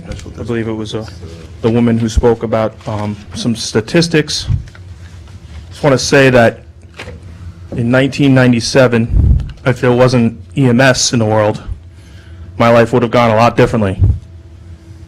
EMS probably saved my life. I joined the Hampton Bays Ambulance in 1997. I've been there since, still there. I went through the ranks of being chief, board of director. I held a position on REMSCO and REMAC, Southampton Town Advisory Committee. The list goes on and on. To the woman who spoke about the building, Hampton Bays Ambulance, for those that remember, we operated out of a former medical facility. Our ambulances were sitting outside while the medications were freezing because we didn't have the proper building for it. So we came to the town board many years ago. We proposed a new building. We got it. We went from 30 members to about 100 members. Having a building we were able to recruit and retain many awesome people from our district. Some young, some old. As we've gone on through the years, we've established a juniors committee. They love to see our building. It's great. We have a great kitchen. We have a meeting room. It really brings people in. We have a great little couch that people sit at while they're waiting for the calls to respond to at 3 o'clock in the morning. For those that think it's easy to get up at 3 o'clock in the morning and go to a call that you don't know where you're going to, it's not. So I say to those who are negatively looking at this picture, when they mention signal 3s, well, signal 3 doesn't mean that your patient's care is being delayed. It means they're trying to get more people there. People are still responding to the call. So instead of listening to a scanner, I say get involved. Don't be part of the problem, be part of the solution. These people are heroes. 30 seconds. We mentioned earlier tonight about a fire in Sag Harbor. I remember seeing pictures of those people with frozen ice coming down off their helmets, in their hands. That's not easy. Get up at 4 o'clock in the morning and go to that. And come home to your family, try to get down off of that. Big difference. The town board is doing a good job. Support everything they want. Thank you.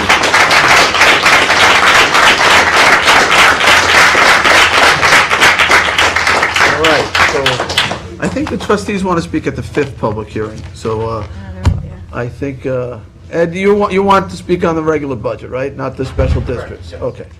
All right, so that's the last part. Anyone who has not spoken, who wishes to be heard on the special districts budget hearing.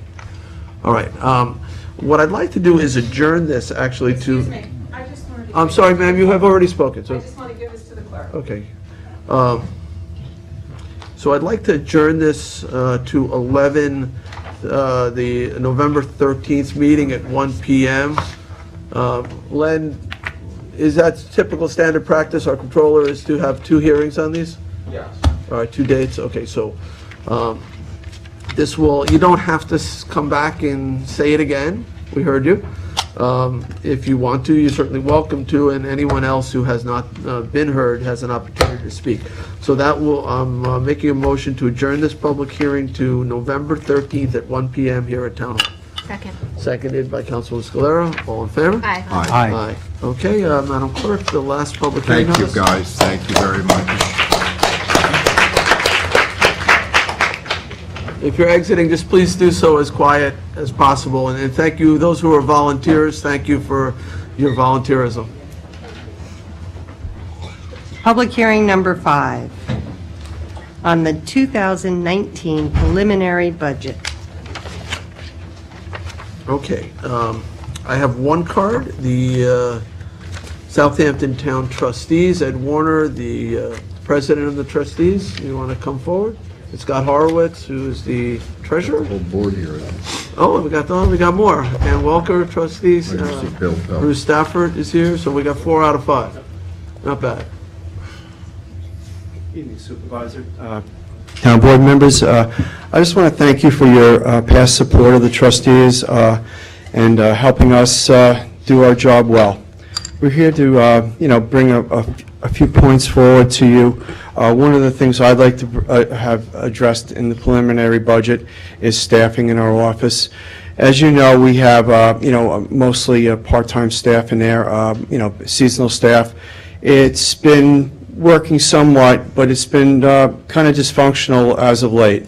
One of the things that happen is that we end up training the staff members, with our regular staffers, and they spend a lot of time. The part-time people work in our office seasonally usually.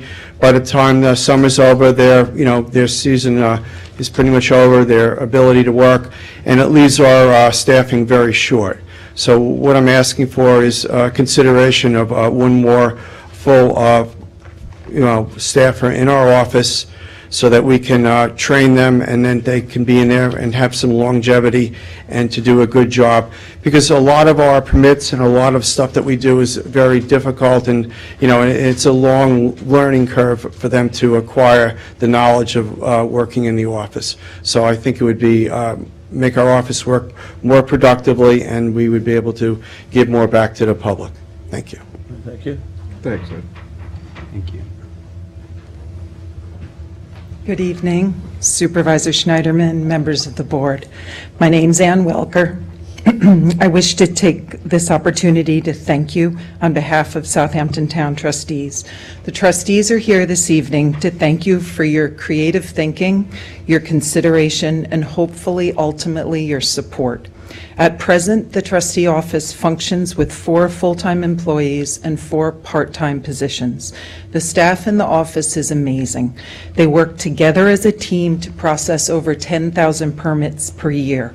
Permits for waterfowl hunting, trustee road parking, fish traps, moorings, beach events, dock slips, and general permits for the construction and reconstruction of docks, bulkheads, and catwalks. The staff also supports the trustee board by preparing resolutions, agendas, notices of public hearings, and budget items. They do this all with a smile on their face. It's an impressive machine to see in action, especially the Friday before 4th of July weekend. We ask you for your creative thinking to consider the possibility of creating 1 full-time position rather than 4 part-time positions. We value the work the present part-time staff is doing and trust that a spot will be found for them within the town, if not within the trustee's office.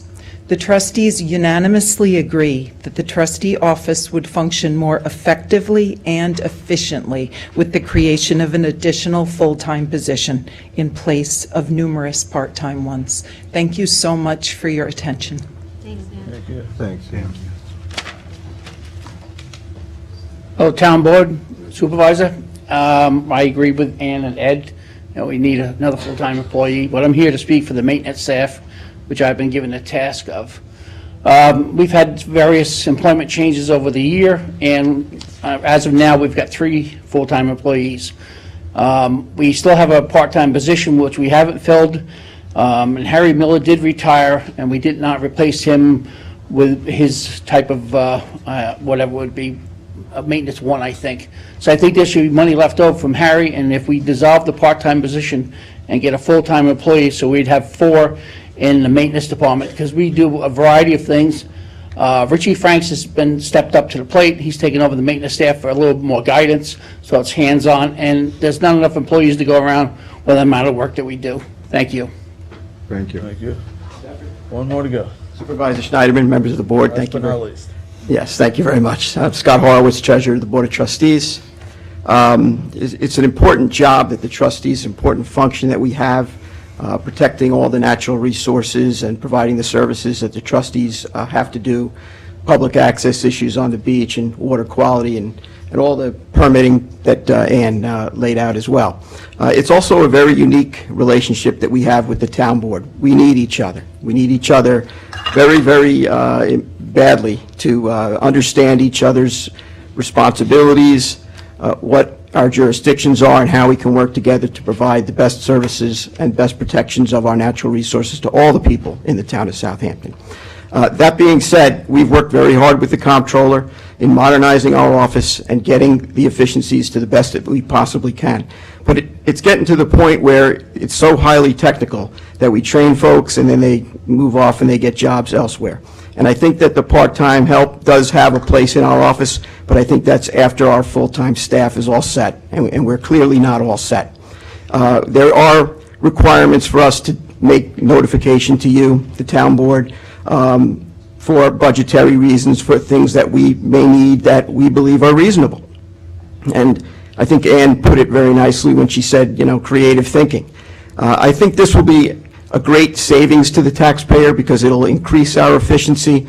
We'll have less turnover.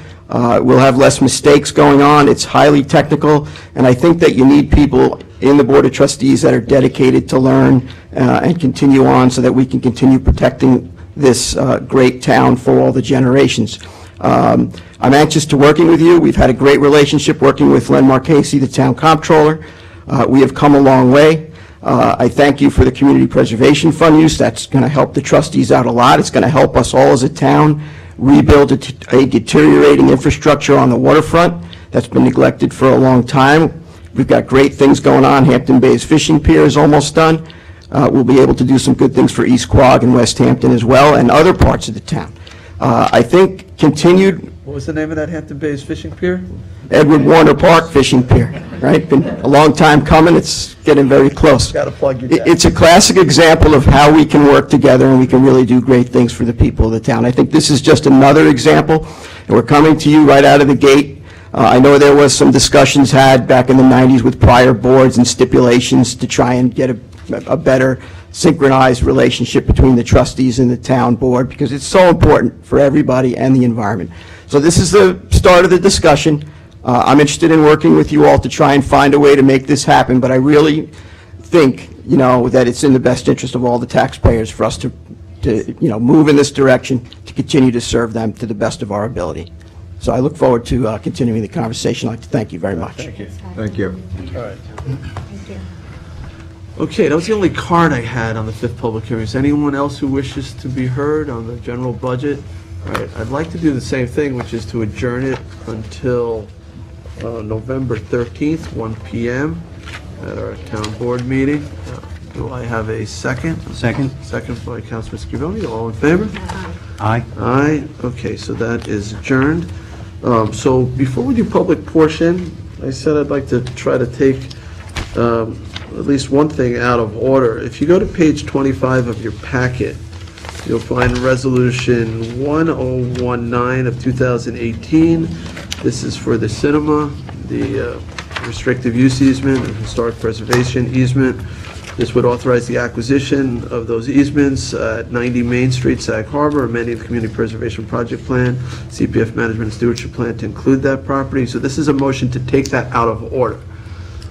Do I have a second? Second. A second by Councilman Bouvier. All in favor? Aye. Aye. Okay. Now, I'll make a motion to approve Resolution 1019-1019 of 2018, authorizing acquisition of restrictive use easement and historic preservation easement on property located at 90 Main Street, Sag Harbor, and amend the community preservation project plan and CPF management and stewardship plan to include said property. Do I have a second? I'll second that. Seconded by the co-sponsor, Councilman Schiavone, on the motion.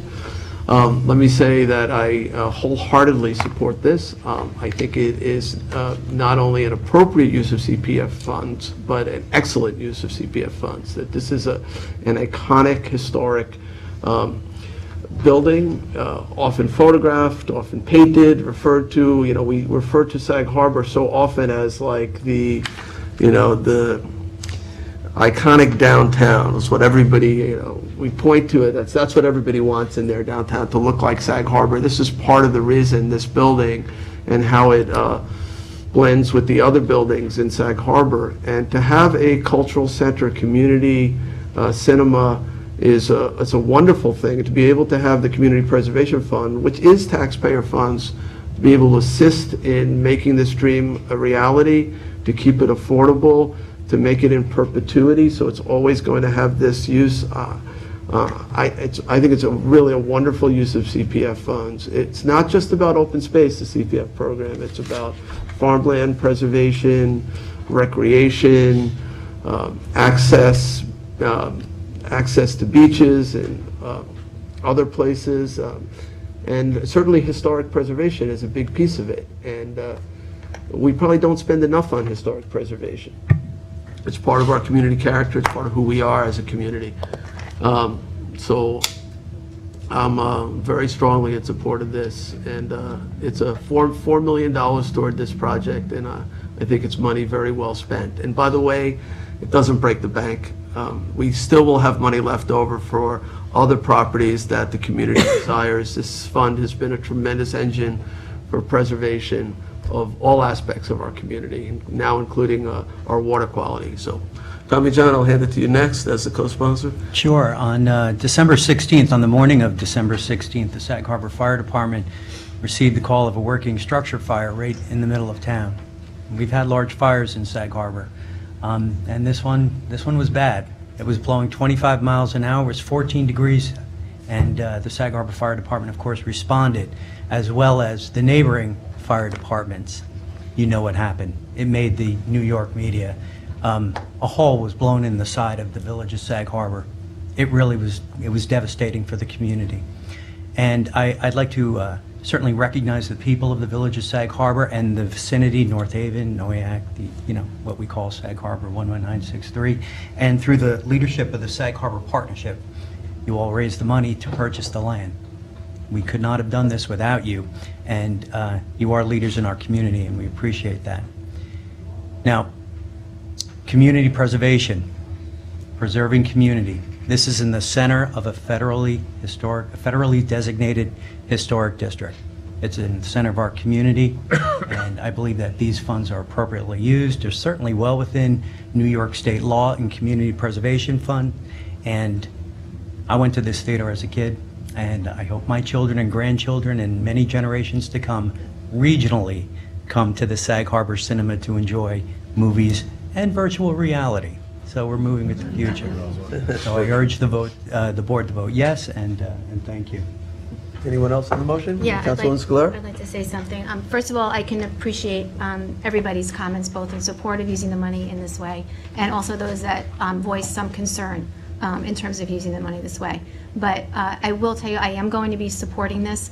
I think that I look at this movie theater as, and the word has been used, several times, iconic to that area. And part of what the CPF fund allows us to do is preserve community character.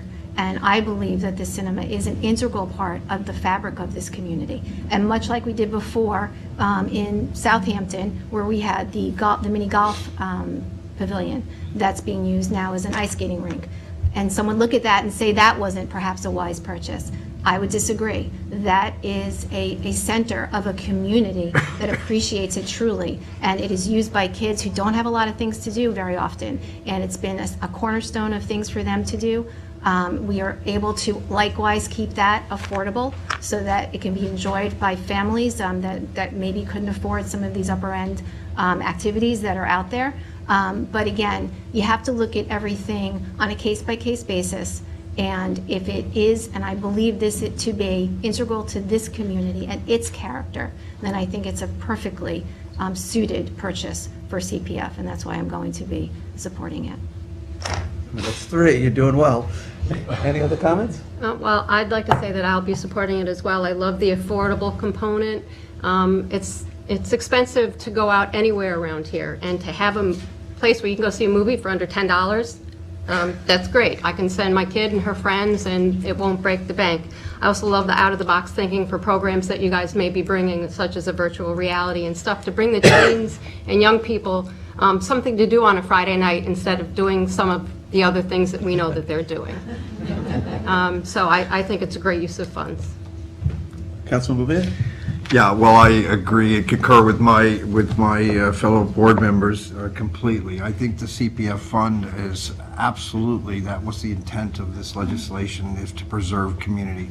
And while some may see that as open space, some may see that as parkland, some may see that as other different things, preserving community is very critical to us, particularly to you guys. You went through a lot in Sag Harbor.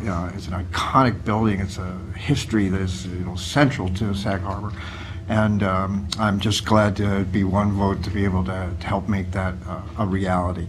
So thank you, April, in particular, because I know that we've had a couple of discussions on this, and to all of you guys, your work is just fantastic, and I applaud it, and I'm very, very pleased to support this. Thank you. Okay, I'm going to call the vote. All in favor? Aye. Aye. Any opposed? Abstentions? It's unanimous.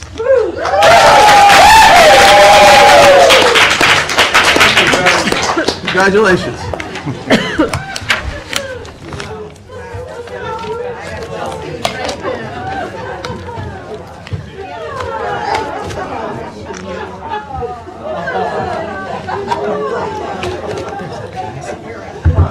It's like at the end of a sad and happy movie. You know, that's a, Thank you. Thank you. welcome.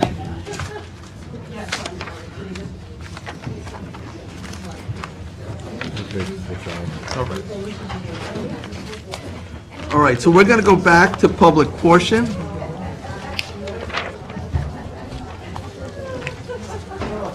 These are not right. Congratulations. Oh, it's you? Okay. Okay, so we're going to public portion. I have 3 cards.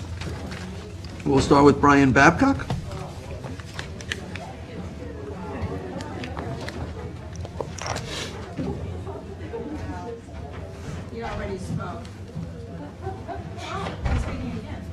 You can speak on This- different we're in public topics. portion. This is public portion. You spoke on a public hearing. Now, let's go ahead. Good evening. Brian Babcock. I'm here representing a small group called the E-Squad Revitalization Project. You might remember, 2 years ago, we approached the town board for certain projects for the cultural arts grant that was approved. So we're here tonight. Jamie's going to do most of the talking, but I just want to say thank you for the support that you give us when it comes to trying to improve Main Street and the park. We've done a lot in the 2 years with the amount of money that we've gotten. It's going very well, and Jamie's going to talk about a few things that she has on her mind. I'd like to introduce Jamie. This is Jamie Maloney, Joe Senecola, Kristen Hanyo, and Mary O'Brien. We're on the committee. Alan Jackson is on a train right now or something, enjoying himself, but he's also on the committee. He couldn't be here tonight, so thank you for your time. All right, so we normally do this by cards. Each person has 3 minutes. So Brian, I have a card for you, and I guess Cynthia. Who's Cynthia? No, they're not with me. I'm reserving the rest of my time to her. Well, you're not going to be able to do this all in 3 minutes. Or just the one? Just Yeah. 2? Okay. You guys are the support? Yeah. Okay. I do have a few pictures to pass around.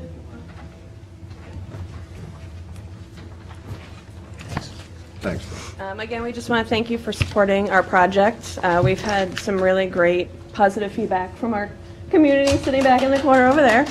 And although the grant is greatly appreciated and the funds just aren't quite enough to tackle a few areas that still need attention. The gazebo in the children's play area is in good condition, but the roof does need to be replaced. It is under constant shade in the area that it's located, and the moisture has taken its toll over the last few years. It is covered in moss and is rotting, as you can see in the pictures. The play area itself will need to be upgraded, hopefully in the near future. The area is really only good for small children under the age of 5, and we would really love to see maybe removing something that's not quite as necessary and adding a structure that's good for children of like the 7 to 10-year-old range. The track, which was recently graded by the park department, it will need a fresh layer of gravel, hopefully in the spring, since this time of year it really isn't necessary. I have walked around there recently, and it's become very muddy, and I'm afraid with the seasons changing, it's only going to get worse and undo all the work they just did to it. So I would like that to at least get looked into. And finally, the main stage, it's honestly in pitiful condition. Almost every pillar on there is cracked, and the pictures, I don't have them all, but in the background you can see in the pillars in the background are cracked as well. Even if those are just repaired and a fresh coat of paint would really, I think, do wonders for it. These are all problems we had originally spoke about over 2 years ago when we wanted to form the Park Department district for East Quogue.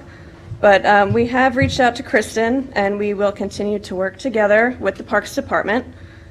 We have to come realize that these projects need your attention. Therefore, we're asking you to continue supporting us, the positive changes we are making throughout the Cultural Arts Grant, but we are also asking you to consider adding funds to help us take on these additional projects that fall outside of our enhancement budget. So thank you again for your support, and we hope maybe we can work together and upgrade these problems for the summer. So thank you guys very much. Thank you. Thank you. All right. Jessica and Sulaco is I'm giving my time to Cindy. She just needs more than 3 minutes. to Cynthia? Yes. Okay. I'm just over 3 minutes, so she's giving me her time. Okay.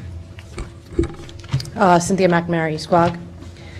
On Wednesday, April 11th, I was at a CAC meeting when I received a text from my husband stating that code enforcement delivered a case of water and a notice that we couldn't use our well water. That was over 6 months ago. 43 families were since informed by the county that their water contained safe levels of PFAS. When they pressed and asked how safe, the representative replied, "I wouldn't drink it." PFAS is listed as an emerging contaminant, and there is a growing body of evidence showing that these chemicals are impacting health at levels much lower than even the updated EPA threshold. The test well at the former Damascus landfill site revealed a PFAS level that was the highest concentration of PFAS found anywhere on Long Island to date. I am one of the lucky ones who was told that my well did not contain PFAS. As I have 2 teenage daughters that have consumed that well water for most of their lives, I was relieved. That relief was short-lived when I found out that my neighbor's well, just over 100 feet to the north of our well, as well as my neighbor's well just over 100 feet to the west of our well, both tested positive for PFAS. The reality of our situation is that our water was safe on the day it was tested 6 months ago, but there is no guarantee it is still safe today. Recently, the north sump on Lewis Road was full and was no longer draining. The town set up high-capacity pumps and pumped the water out of that sump to drain on the roadway to flows to the south sump.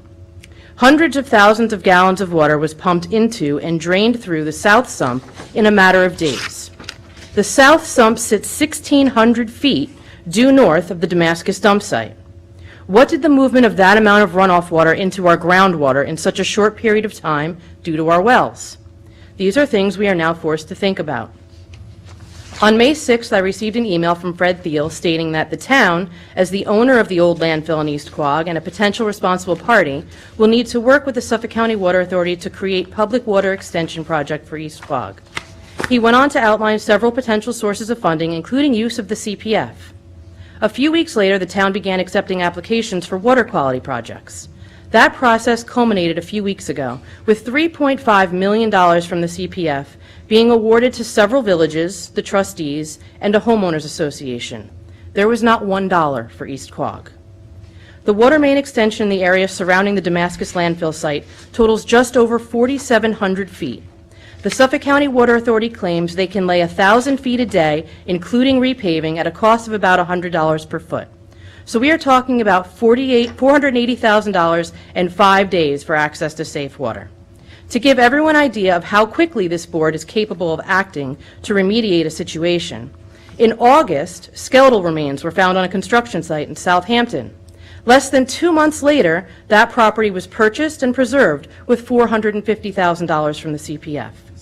In 6 months, the only correspondence affected residents in East Quogue has received from the town was a notice in August that you were discontinuing our supply of bottled water, which was never an adequate amount to begin with. We then read the following in the press last week. Mr. Zappone explained that the town is working toward applying to take part in a $200 million New York State grant in January to extend public water main access to the entire neighborhoods of Quogue and East Quogue. It'll be up to the residents if they want to connect, he said. So the town's plan is to use state money to say, here you go, here's the main, you find the thousands of dollars it will cost you to connect. Some of the affected homes already have access to a main. They lack the funding to connect to it. We are talking about elderly retirees on fixed incomes and families that are barely making it by. As stated in a letter from the East Quogue CAC, safe water shouldn't be something only available to those with enough money or good enough credit to afford a connection, especially since this is not an issue of their making or something that they could have ever planned for. This is because there is a contaminated, abandoned Southampton Town landfill within a short distance of their wells. Members of this board have fought and continue to fight a golf course being built for fear of what it may do to our drinking water, while doing nothing that we are aware of about the actual current drinking water contamination from a town-owned property literally across the street. $10.5 million for 1 1/4 acre property in Sag Harbor Village, $264,000 for stormwater collection in Sag Harbor Village, $4 million to preserve a cinema in Sag Harbor Village, $0 for access to safe drinking water for the people in the hamlet of East Quogue. I hope the people see where this board's priorities lie, and I hope that this underscores the true reason why East Quogue needs to be a village. Thank you. All right, anyone else? I feel like I have to address at least one or two things that were said.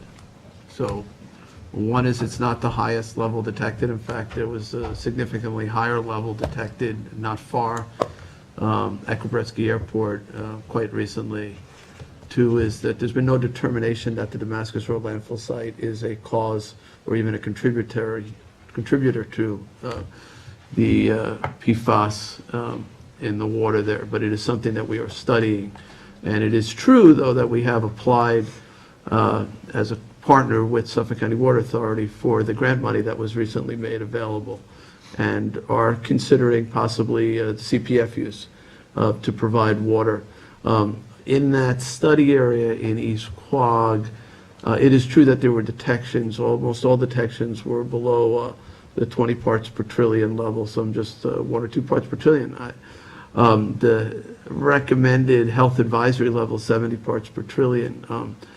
Those that were close to 70 parts per trillion were provided with filtration systems by the DEC. So I just wanted to get some information out on that issue. So, all right. Is there anyone else who wishes to be heard in public portion? Okay. I'll make a motion to close public portion. Second? Seconded by Councilwoman Lofstad. All in favor? Aye. Okay, so we're going to go to the agenda. Starting with Resolution 997 of 2018 being offered by Councilwoman Scalera. Resolution 997 authorizes the supervisor to sign a contract extension for window decals and permits with Dry Stick Decal Corp. DBA Ride and Decal. I'll second. All in favor? Aye. Aye, approved. 998 authorizes the monies from the North Sea Beach Colony Beach Erosion Control District to be reallocated back to the general fund. Second. Seconded by Councilman Scavone. All in favor? Aye. Aye, approved. Resolution 999 authorizes the supervisor to sign authorizations for the Department of Army permits for Tiana Bayside Beach. Second. Seconded by Councilman Bouvier. All in favor? Aye. Aye, approved. 1,000 of 18, authorized the supervisor to execute 2019 contract extension with Aquarius Capital Company to provide actuarial services to the town. Second? Seconded by Councilman Lofstad. All in favor? Aye. Aye, approved. 1,001 of 18, authorizes the supervisor to execute a contract with Assure Software, Inc. for time and attendance project. Second. Seconded by Councilman Scavone. All in favor? Aye. Aye, approved. Town Board Resolution 1002 of 2018 authorizes the supervisor to sign a First Amendment to the lease agreement with New York SMSA Limited Partnership doing business as Verizon Wireless for cell tower located at 110 Old Riverhead Road in Hampton Bays. Second? Seconded by the co-sponsor, Co-sponsor. Councilwoman Lofstad. All in favor? Aye. Aye, approved. 1003, resolution authorizing the purchase of a 2019 Ford F-150 XL. Second. Seconded by Councilman Bouvier. All in favor? Aye. Aye, approved. 1004 of 18, amends the 2018 adopted budget for various departments. Second. Seconded by Councilman Bouvier. All in favor? Aye. Aye, approved. 1005 of 18, amends 2018 waste management fee schedule. Second. Seconded by Councilman Bouvier. All in favor? Aye. Aye, approved. 1006 amends the 2018 to 22 capital budget for Ponquad Fishing Pier, Second? also known as the Ed Warner Senior Fishing Pier, right? The second by Councilwoman Lofstad. All in favor? Aye. Aye, approved. 1007 amends the 2018 to 2022 capital budget for Water District 1 wellhead treatment for plant number 1 Second. in the Hampton Bays Water District, seconded by Councilman Scavone. All in favor? Aye. Aye, approved. 1008 of 18, I'm going to need to either withdraw or table. I'm waiting for more specifics on it. I'll withdraw it and reintroduce it. So consider 1008 withdrawn. Moving on to 1009, authorized transfer from Eloise Obrecht restricted account to senior services program expenses. Second? Seconded by Councilwoman Lofstad. All in favor? Aye. Aye, approved. Resolution 1010 appoints Leah Fry to the Airport Noise Advisory Committee. Second. Seconded by Councilman Scavone. All in favor? Aye. Aye, approved. Resolution 1011, authorization of various vendors at the Southampton Animal Shelter. Oh, here we go. Meowie, Christmas, and Happy Howl Days, Pouty. Forty. 40. Special event on December 8th, 2018. Second? Seconded by Councilwoman Lofstad. All in favor? Aye. Aye, approved. 1012 of 18 authorizes Community Preservation Fund tax refund pursuant to the first-time home buyers exemption for Jessica and Christopher Talmadge. Second. Seconded by Councilman Bouvier. All in favor? Aye. Aye, approved. Approved. 1013 accepts resignation of a heavy equipment operator in highway. Second. Seconded by Councilman Scalera. All in favor? Aye. Aye, approved. 1014 of 18 appoints John Matthews to Automotive Mechanic 5 position in Municipal Works Waste Management Division. Second. Seconded by Councilman Bouvier. All in favor? Aye. Aye, approved, and congratulations. Resolution 2018-1015, approval for Southampton Youth Court members to attend the 2018 Youth Court Member Symposium. Second. Seconded by Councilman Scavone. All in favor? Aye. Aye, approved. 1016 of 18, notice of public hearing for 2019 fire protection contracts. Second. Seconded by Councilman Scavone. All in favor? Aye. Aye, approved. That will be on November 13th at 1 PM, the public hearing. Resolution 1017 is a notice of public hearing to consider accepting a grant of open space in connection with the subdivision map of Sag Hill, formerly known as Michael Bennett, Bridgehampton. And that's also for November 13th. I'll second. All in favor? Aye. Aye, approved. 1018 of 18 amends the Town of Southampton Community Preservation Project Plan and CPF Management and Stewardship Plan to include the Bodian properties. Those are those two properties in West Hampton Beach. This would authorize the acquisition. Second. We had a public hearing earlier on this, seconded by Councilman Bouvier. On the motion, I think, with the house removed, this makes complete sense to add this to that large block of waterfront properties. So I certainly urge the board's support. So we had a second, all in favor? Aye. Aye, approved.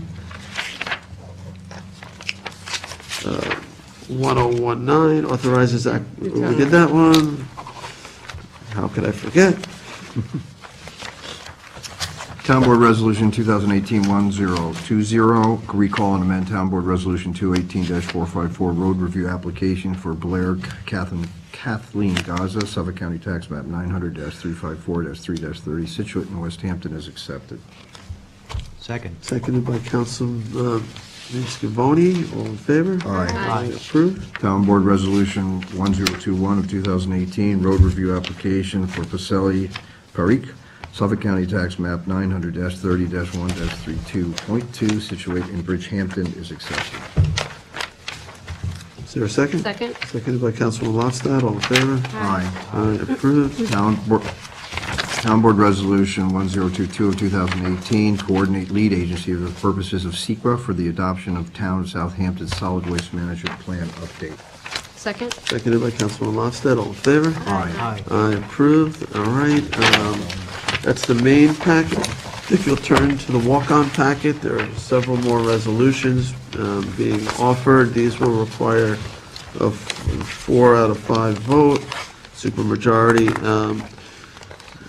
There's 30360 authorizing, this is, Just on Yeah. on this, can we break it up, just because I would like to vote on the rest of them, but I think that the last one... You wanna take the last one out? Yeah, if we could, please. all right, so I'll make an offer on the first 6, and we'll leave the 7th separately. So 30360, offered by Councilman Bouvier and Councilman Lofstad, authorizes supervisor to sign a satisfaction of mortgage on community development block grant loan.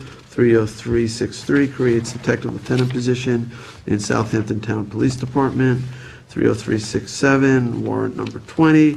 30369 authorizes intermunicipal agreement between the Town of Southampton and the Village of Sagaponack as relates to the village's deer management plan. 30371 accepts disability retirement of police officer Jane Harrigan from Southampton Town Police Department.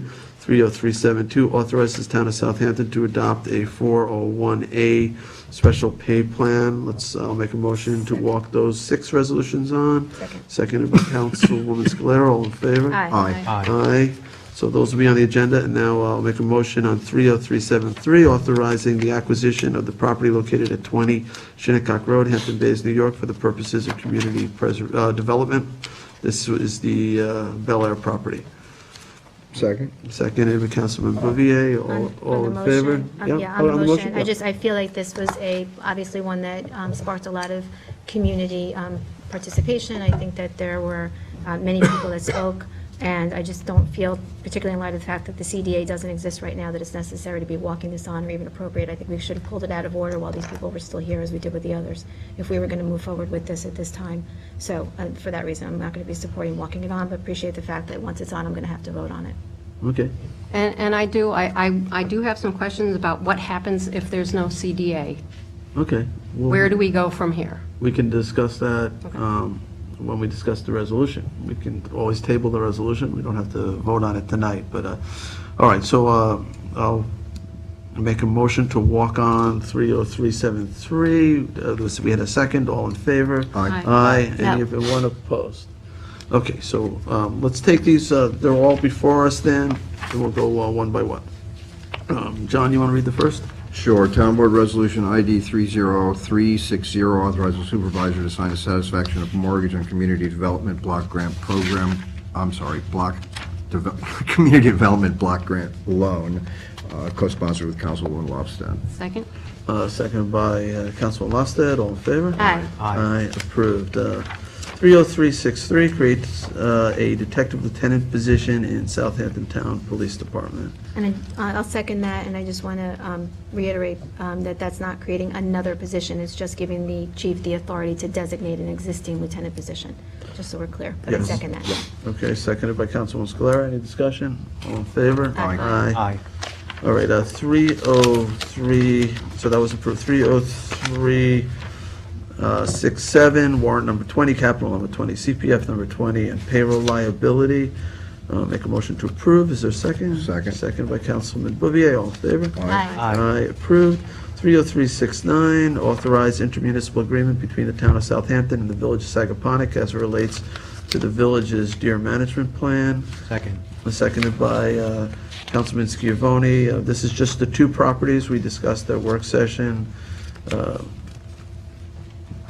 Those are two woodland properties. We took off a number of the farmland piece as well as the Oxabod Golf Course and any trails pieces. All in favor? Aye. Aye, approved. 30371 accepts the disability retirement of police officer Jane Harrigan from the Southampton Police Department. Second. Seconded by Councilwoman Scalera. All in favor? Aye. Thank you. Aye. And yes, thank you, Jane. I said all in favor? Aye. Yes. All right. Thank you. Approved. You threw me off Thank you. there. That's okay.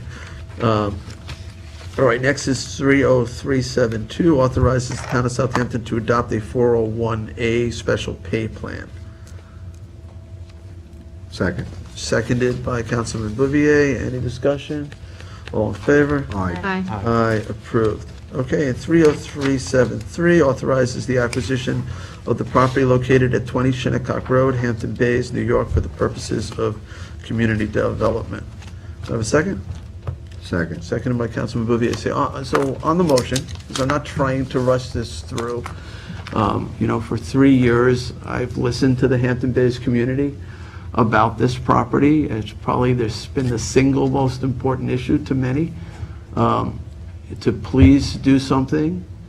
We have been working diligently to resolve community issues surrounding this property.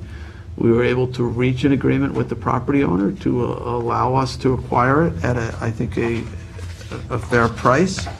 And we have worked with the attorneys to make sure that this is something a town can do. Some people may not think it's appropriate to do, but to work in an urban renewal type of fashion with the community to re-envision this property in a way that makes sense for the community, to reduce the density, to put it on nitrogen removing sanitary system to protect the creek there,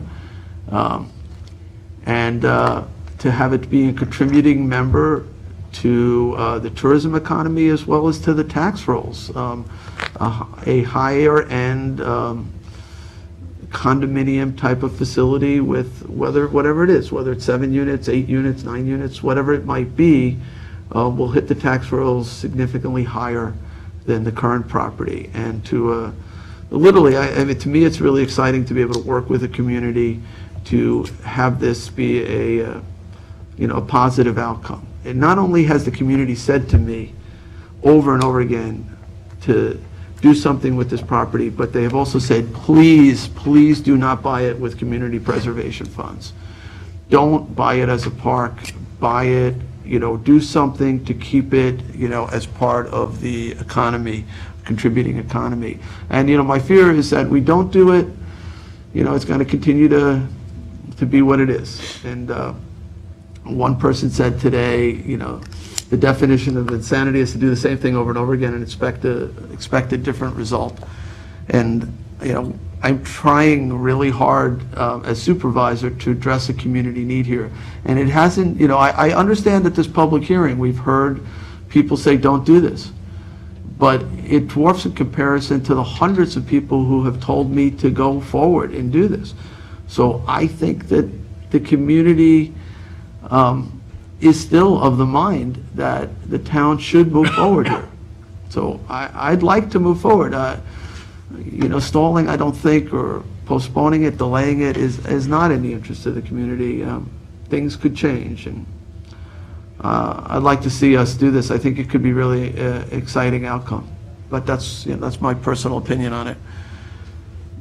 Can I? Councilwoman Lostad? So I agree with what you said. We have heard over and over again that people want something done with the property. We've done code enforcement after code enforcement pushes, and it doesn't seem to change. The courts have told us to address the health and safety issues, but not to perhaps address the bigger issue of what's going on. People have said, again, we need stuff on the tax rolls. We have a lot of our property Dune Road. We don't have the big mansions that are bringing taxes into our tax base, and we need that help. I agree with trying to do it through a CDA. My only concern, well, I have two, is what happens because we don't have a CDA right now, and what happens if something falls through the cracks. And also that I think that if the people who were here tonight, if they thought that we were voting on it, they would have stayed. So I feel that, we knew it was a walk-on about an hour before our meeting. I would like to give them and the rest of the community an additional chance. It's only 2 weeks, so they have a chance to comment on it. Okay, anyone else? Yeah, I disagree with you. I agree with you on the fact that the community has been asking us for several years to do something with this, and even beyond that.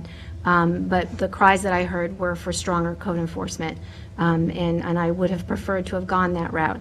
Having said that, I do believe that they do want something done here, and I believe what I've been hearing is that they would rather have community preservation purchase the property, and that's something I personally would rather see, and have an area where we can enhance public access to the water, kayaking, et cetera, as opposed to what's going on there. I don't believe that we should be in the business of redeveloping and remarketing the property. We have a property in West Hampton, excuse me, where we tried to do the same thing. We've had that property for 5 years. We're still unable to market it in a way that is successful.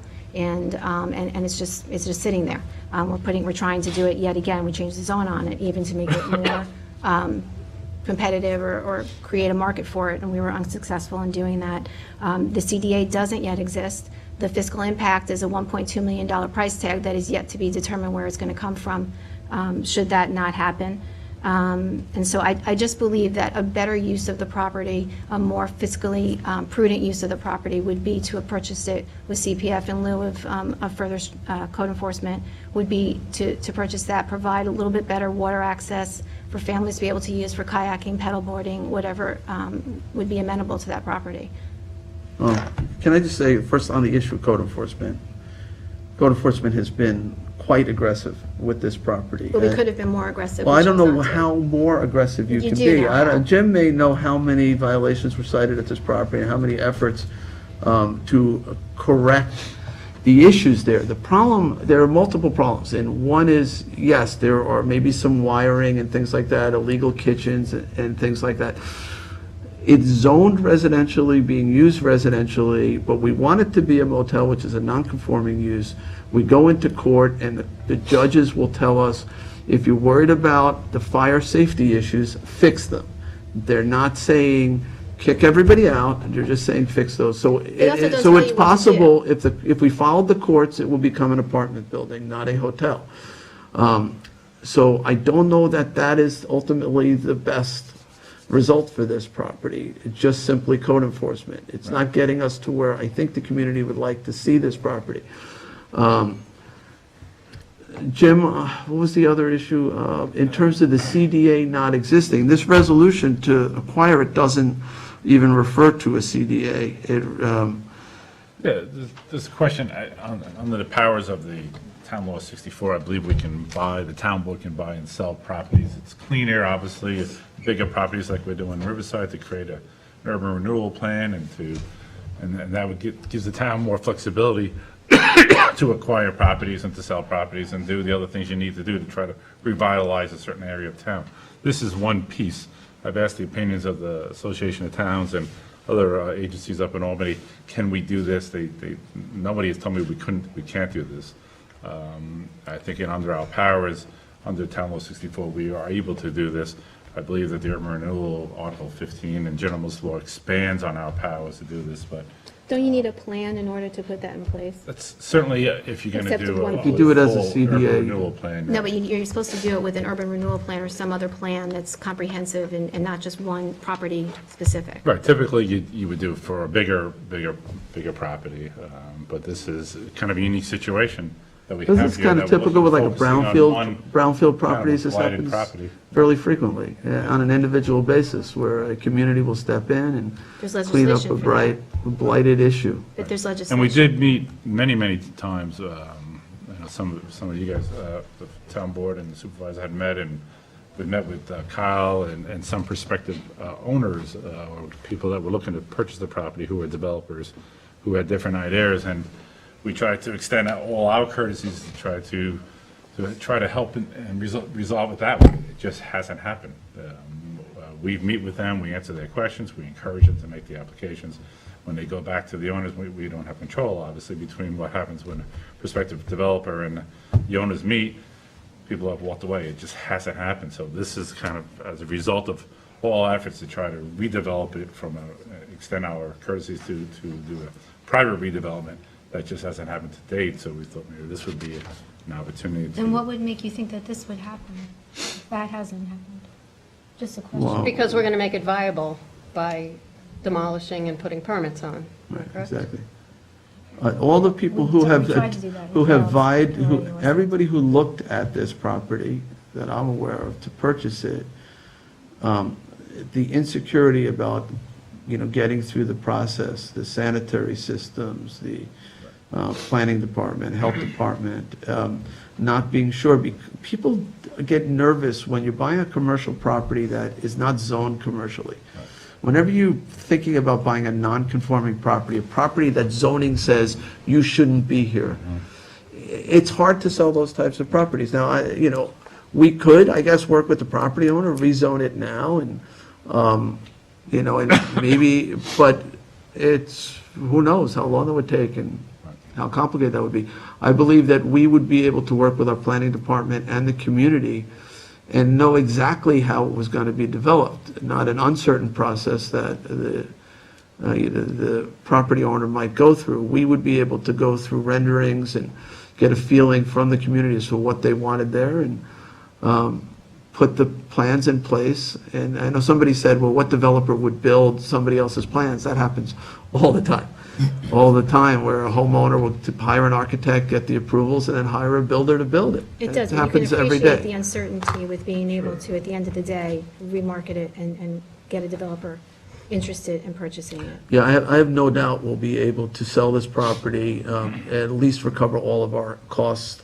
If we end up with more, we can either, put it in community development fund or any appropriate fund, to address other blighted issues within the community. What's the time frame for the CDA? I know it's on the governor's Yeah, desk, right? Right, and then, like we did have a CDA, it did exist for some reason, and I never was able to really pinpoint why it expired. And then we reinstituted it, it was approved by the Assembly, approved by the Senate, so it was just, it could be tomorrow, but we don't know. Diana Weir has been. Has them signed by November. So here's, at the end of November. if there's no other comments, here's what I'm certainly willing to put it off to the next meeting, because I think it's important that, everybody feels comfortable voting on it. I'm hoping we don't push it off beyond that. Either we do it or we don't, because I think it's important to let this property owner know. They've worked with us so far, they've waited. We held one public hearing. The board wanted to allow for more public comment, so we scheduled another public meeting. At some point, we have to make a decision. Either we're going to do this or we're not going to do this. I'm ready to make a decision, so I just felt that it was unfair to have a walk-on that the public who spoke, a number of them came out, didn't know that we were walking it on, and they left, and we pulled other things out of order to accommodate other people, and they might have stayed, or we might have pulled it out of order. That was my only, I'm ready to vote. Possibly, and I wish we had done the walk-on packet earlier too, but I would have wanted them to stay as well. Julie, would you prefer to wait or vote tonight? I think it needs to be addressed as soon as possible, but I think in fairness to the people who are here tonight, that they obviously didn't know it was a walk-on, to wait the 2 weeks. And maybe the CDA will come in. I agree with Christine. I know how I'm going to vote, perhaps different from her, but I think to give those people who are here tonight and the other people who are interested the time to maybe make another comment, but not to spring a walk-on on them. Okay.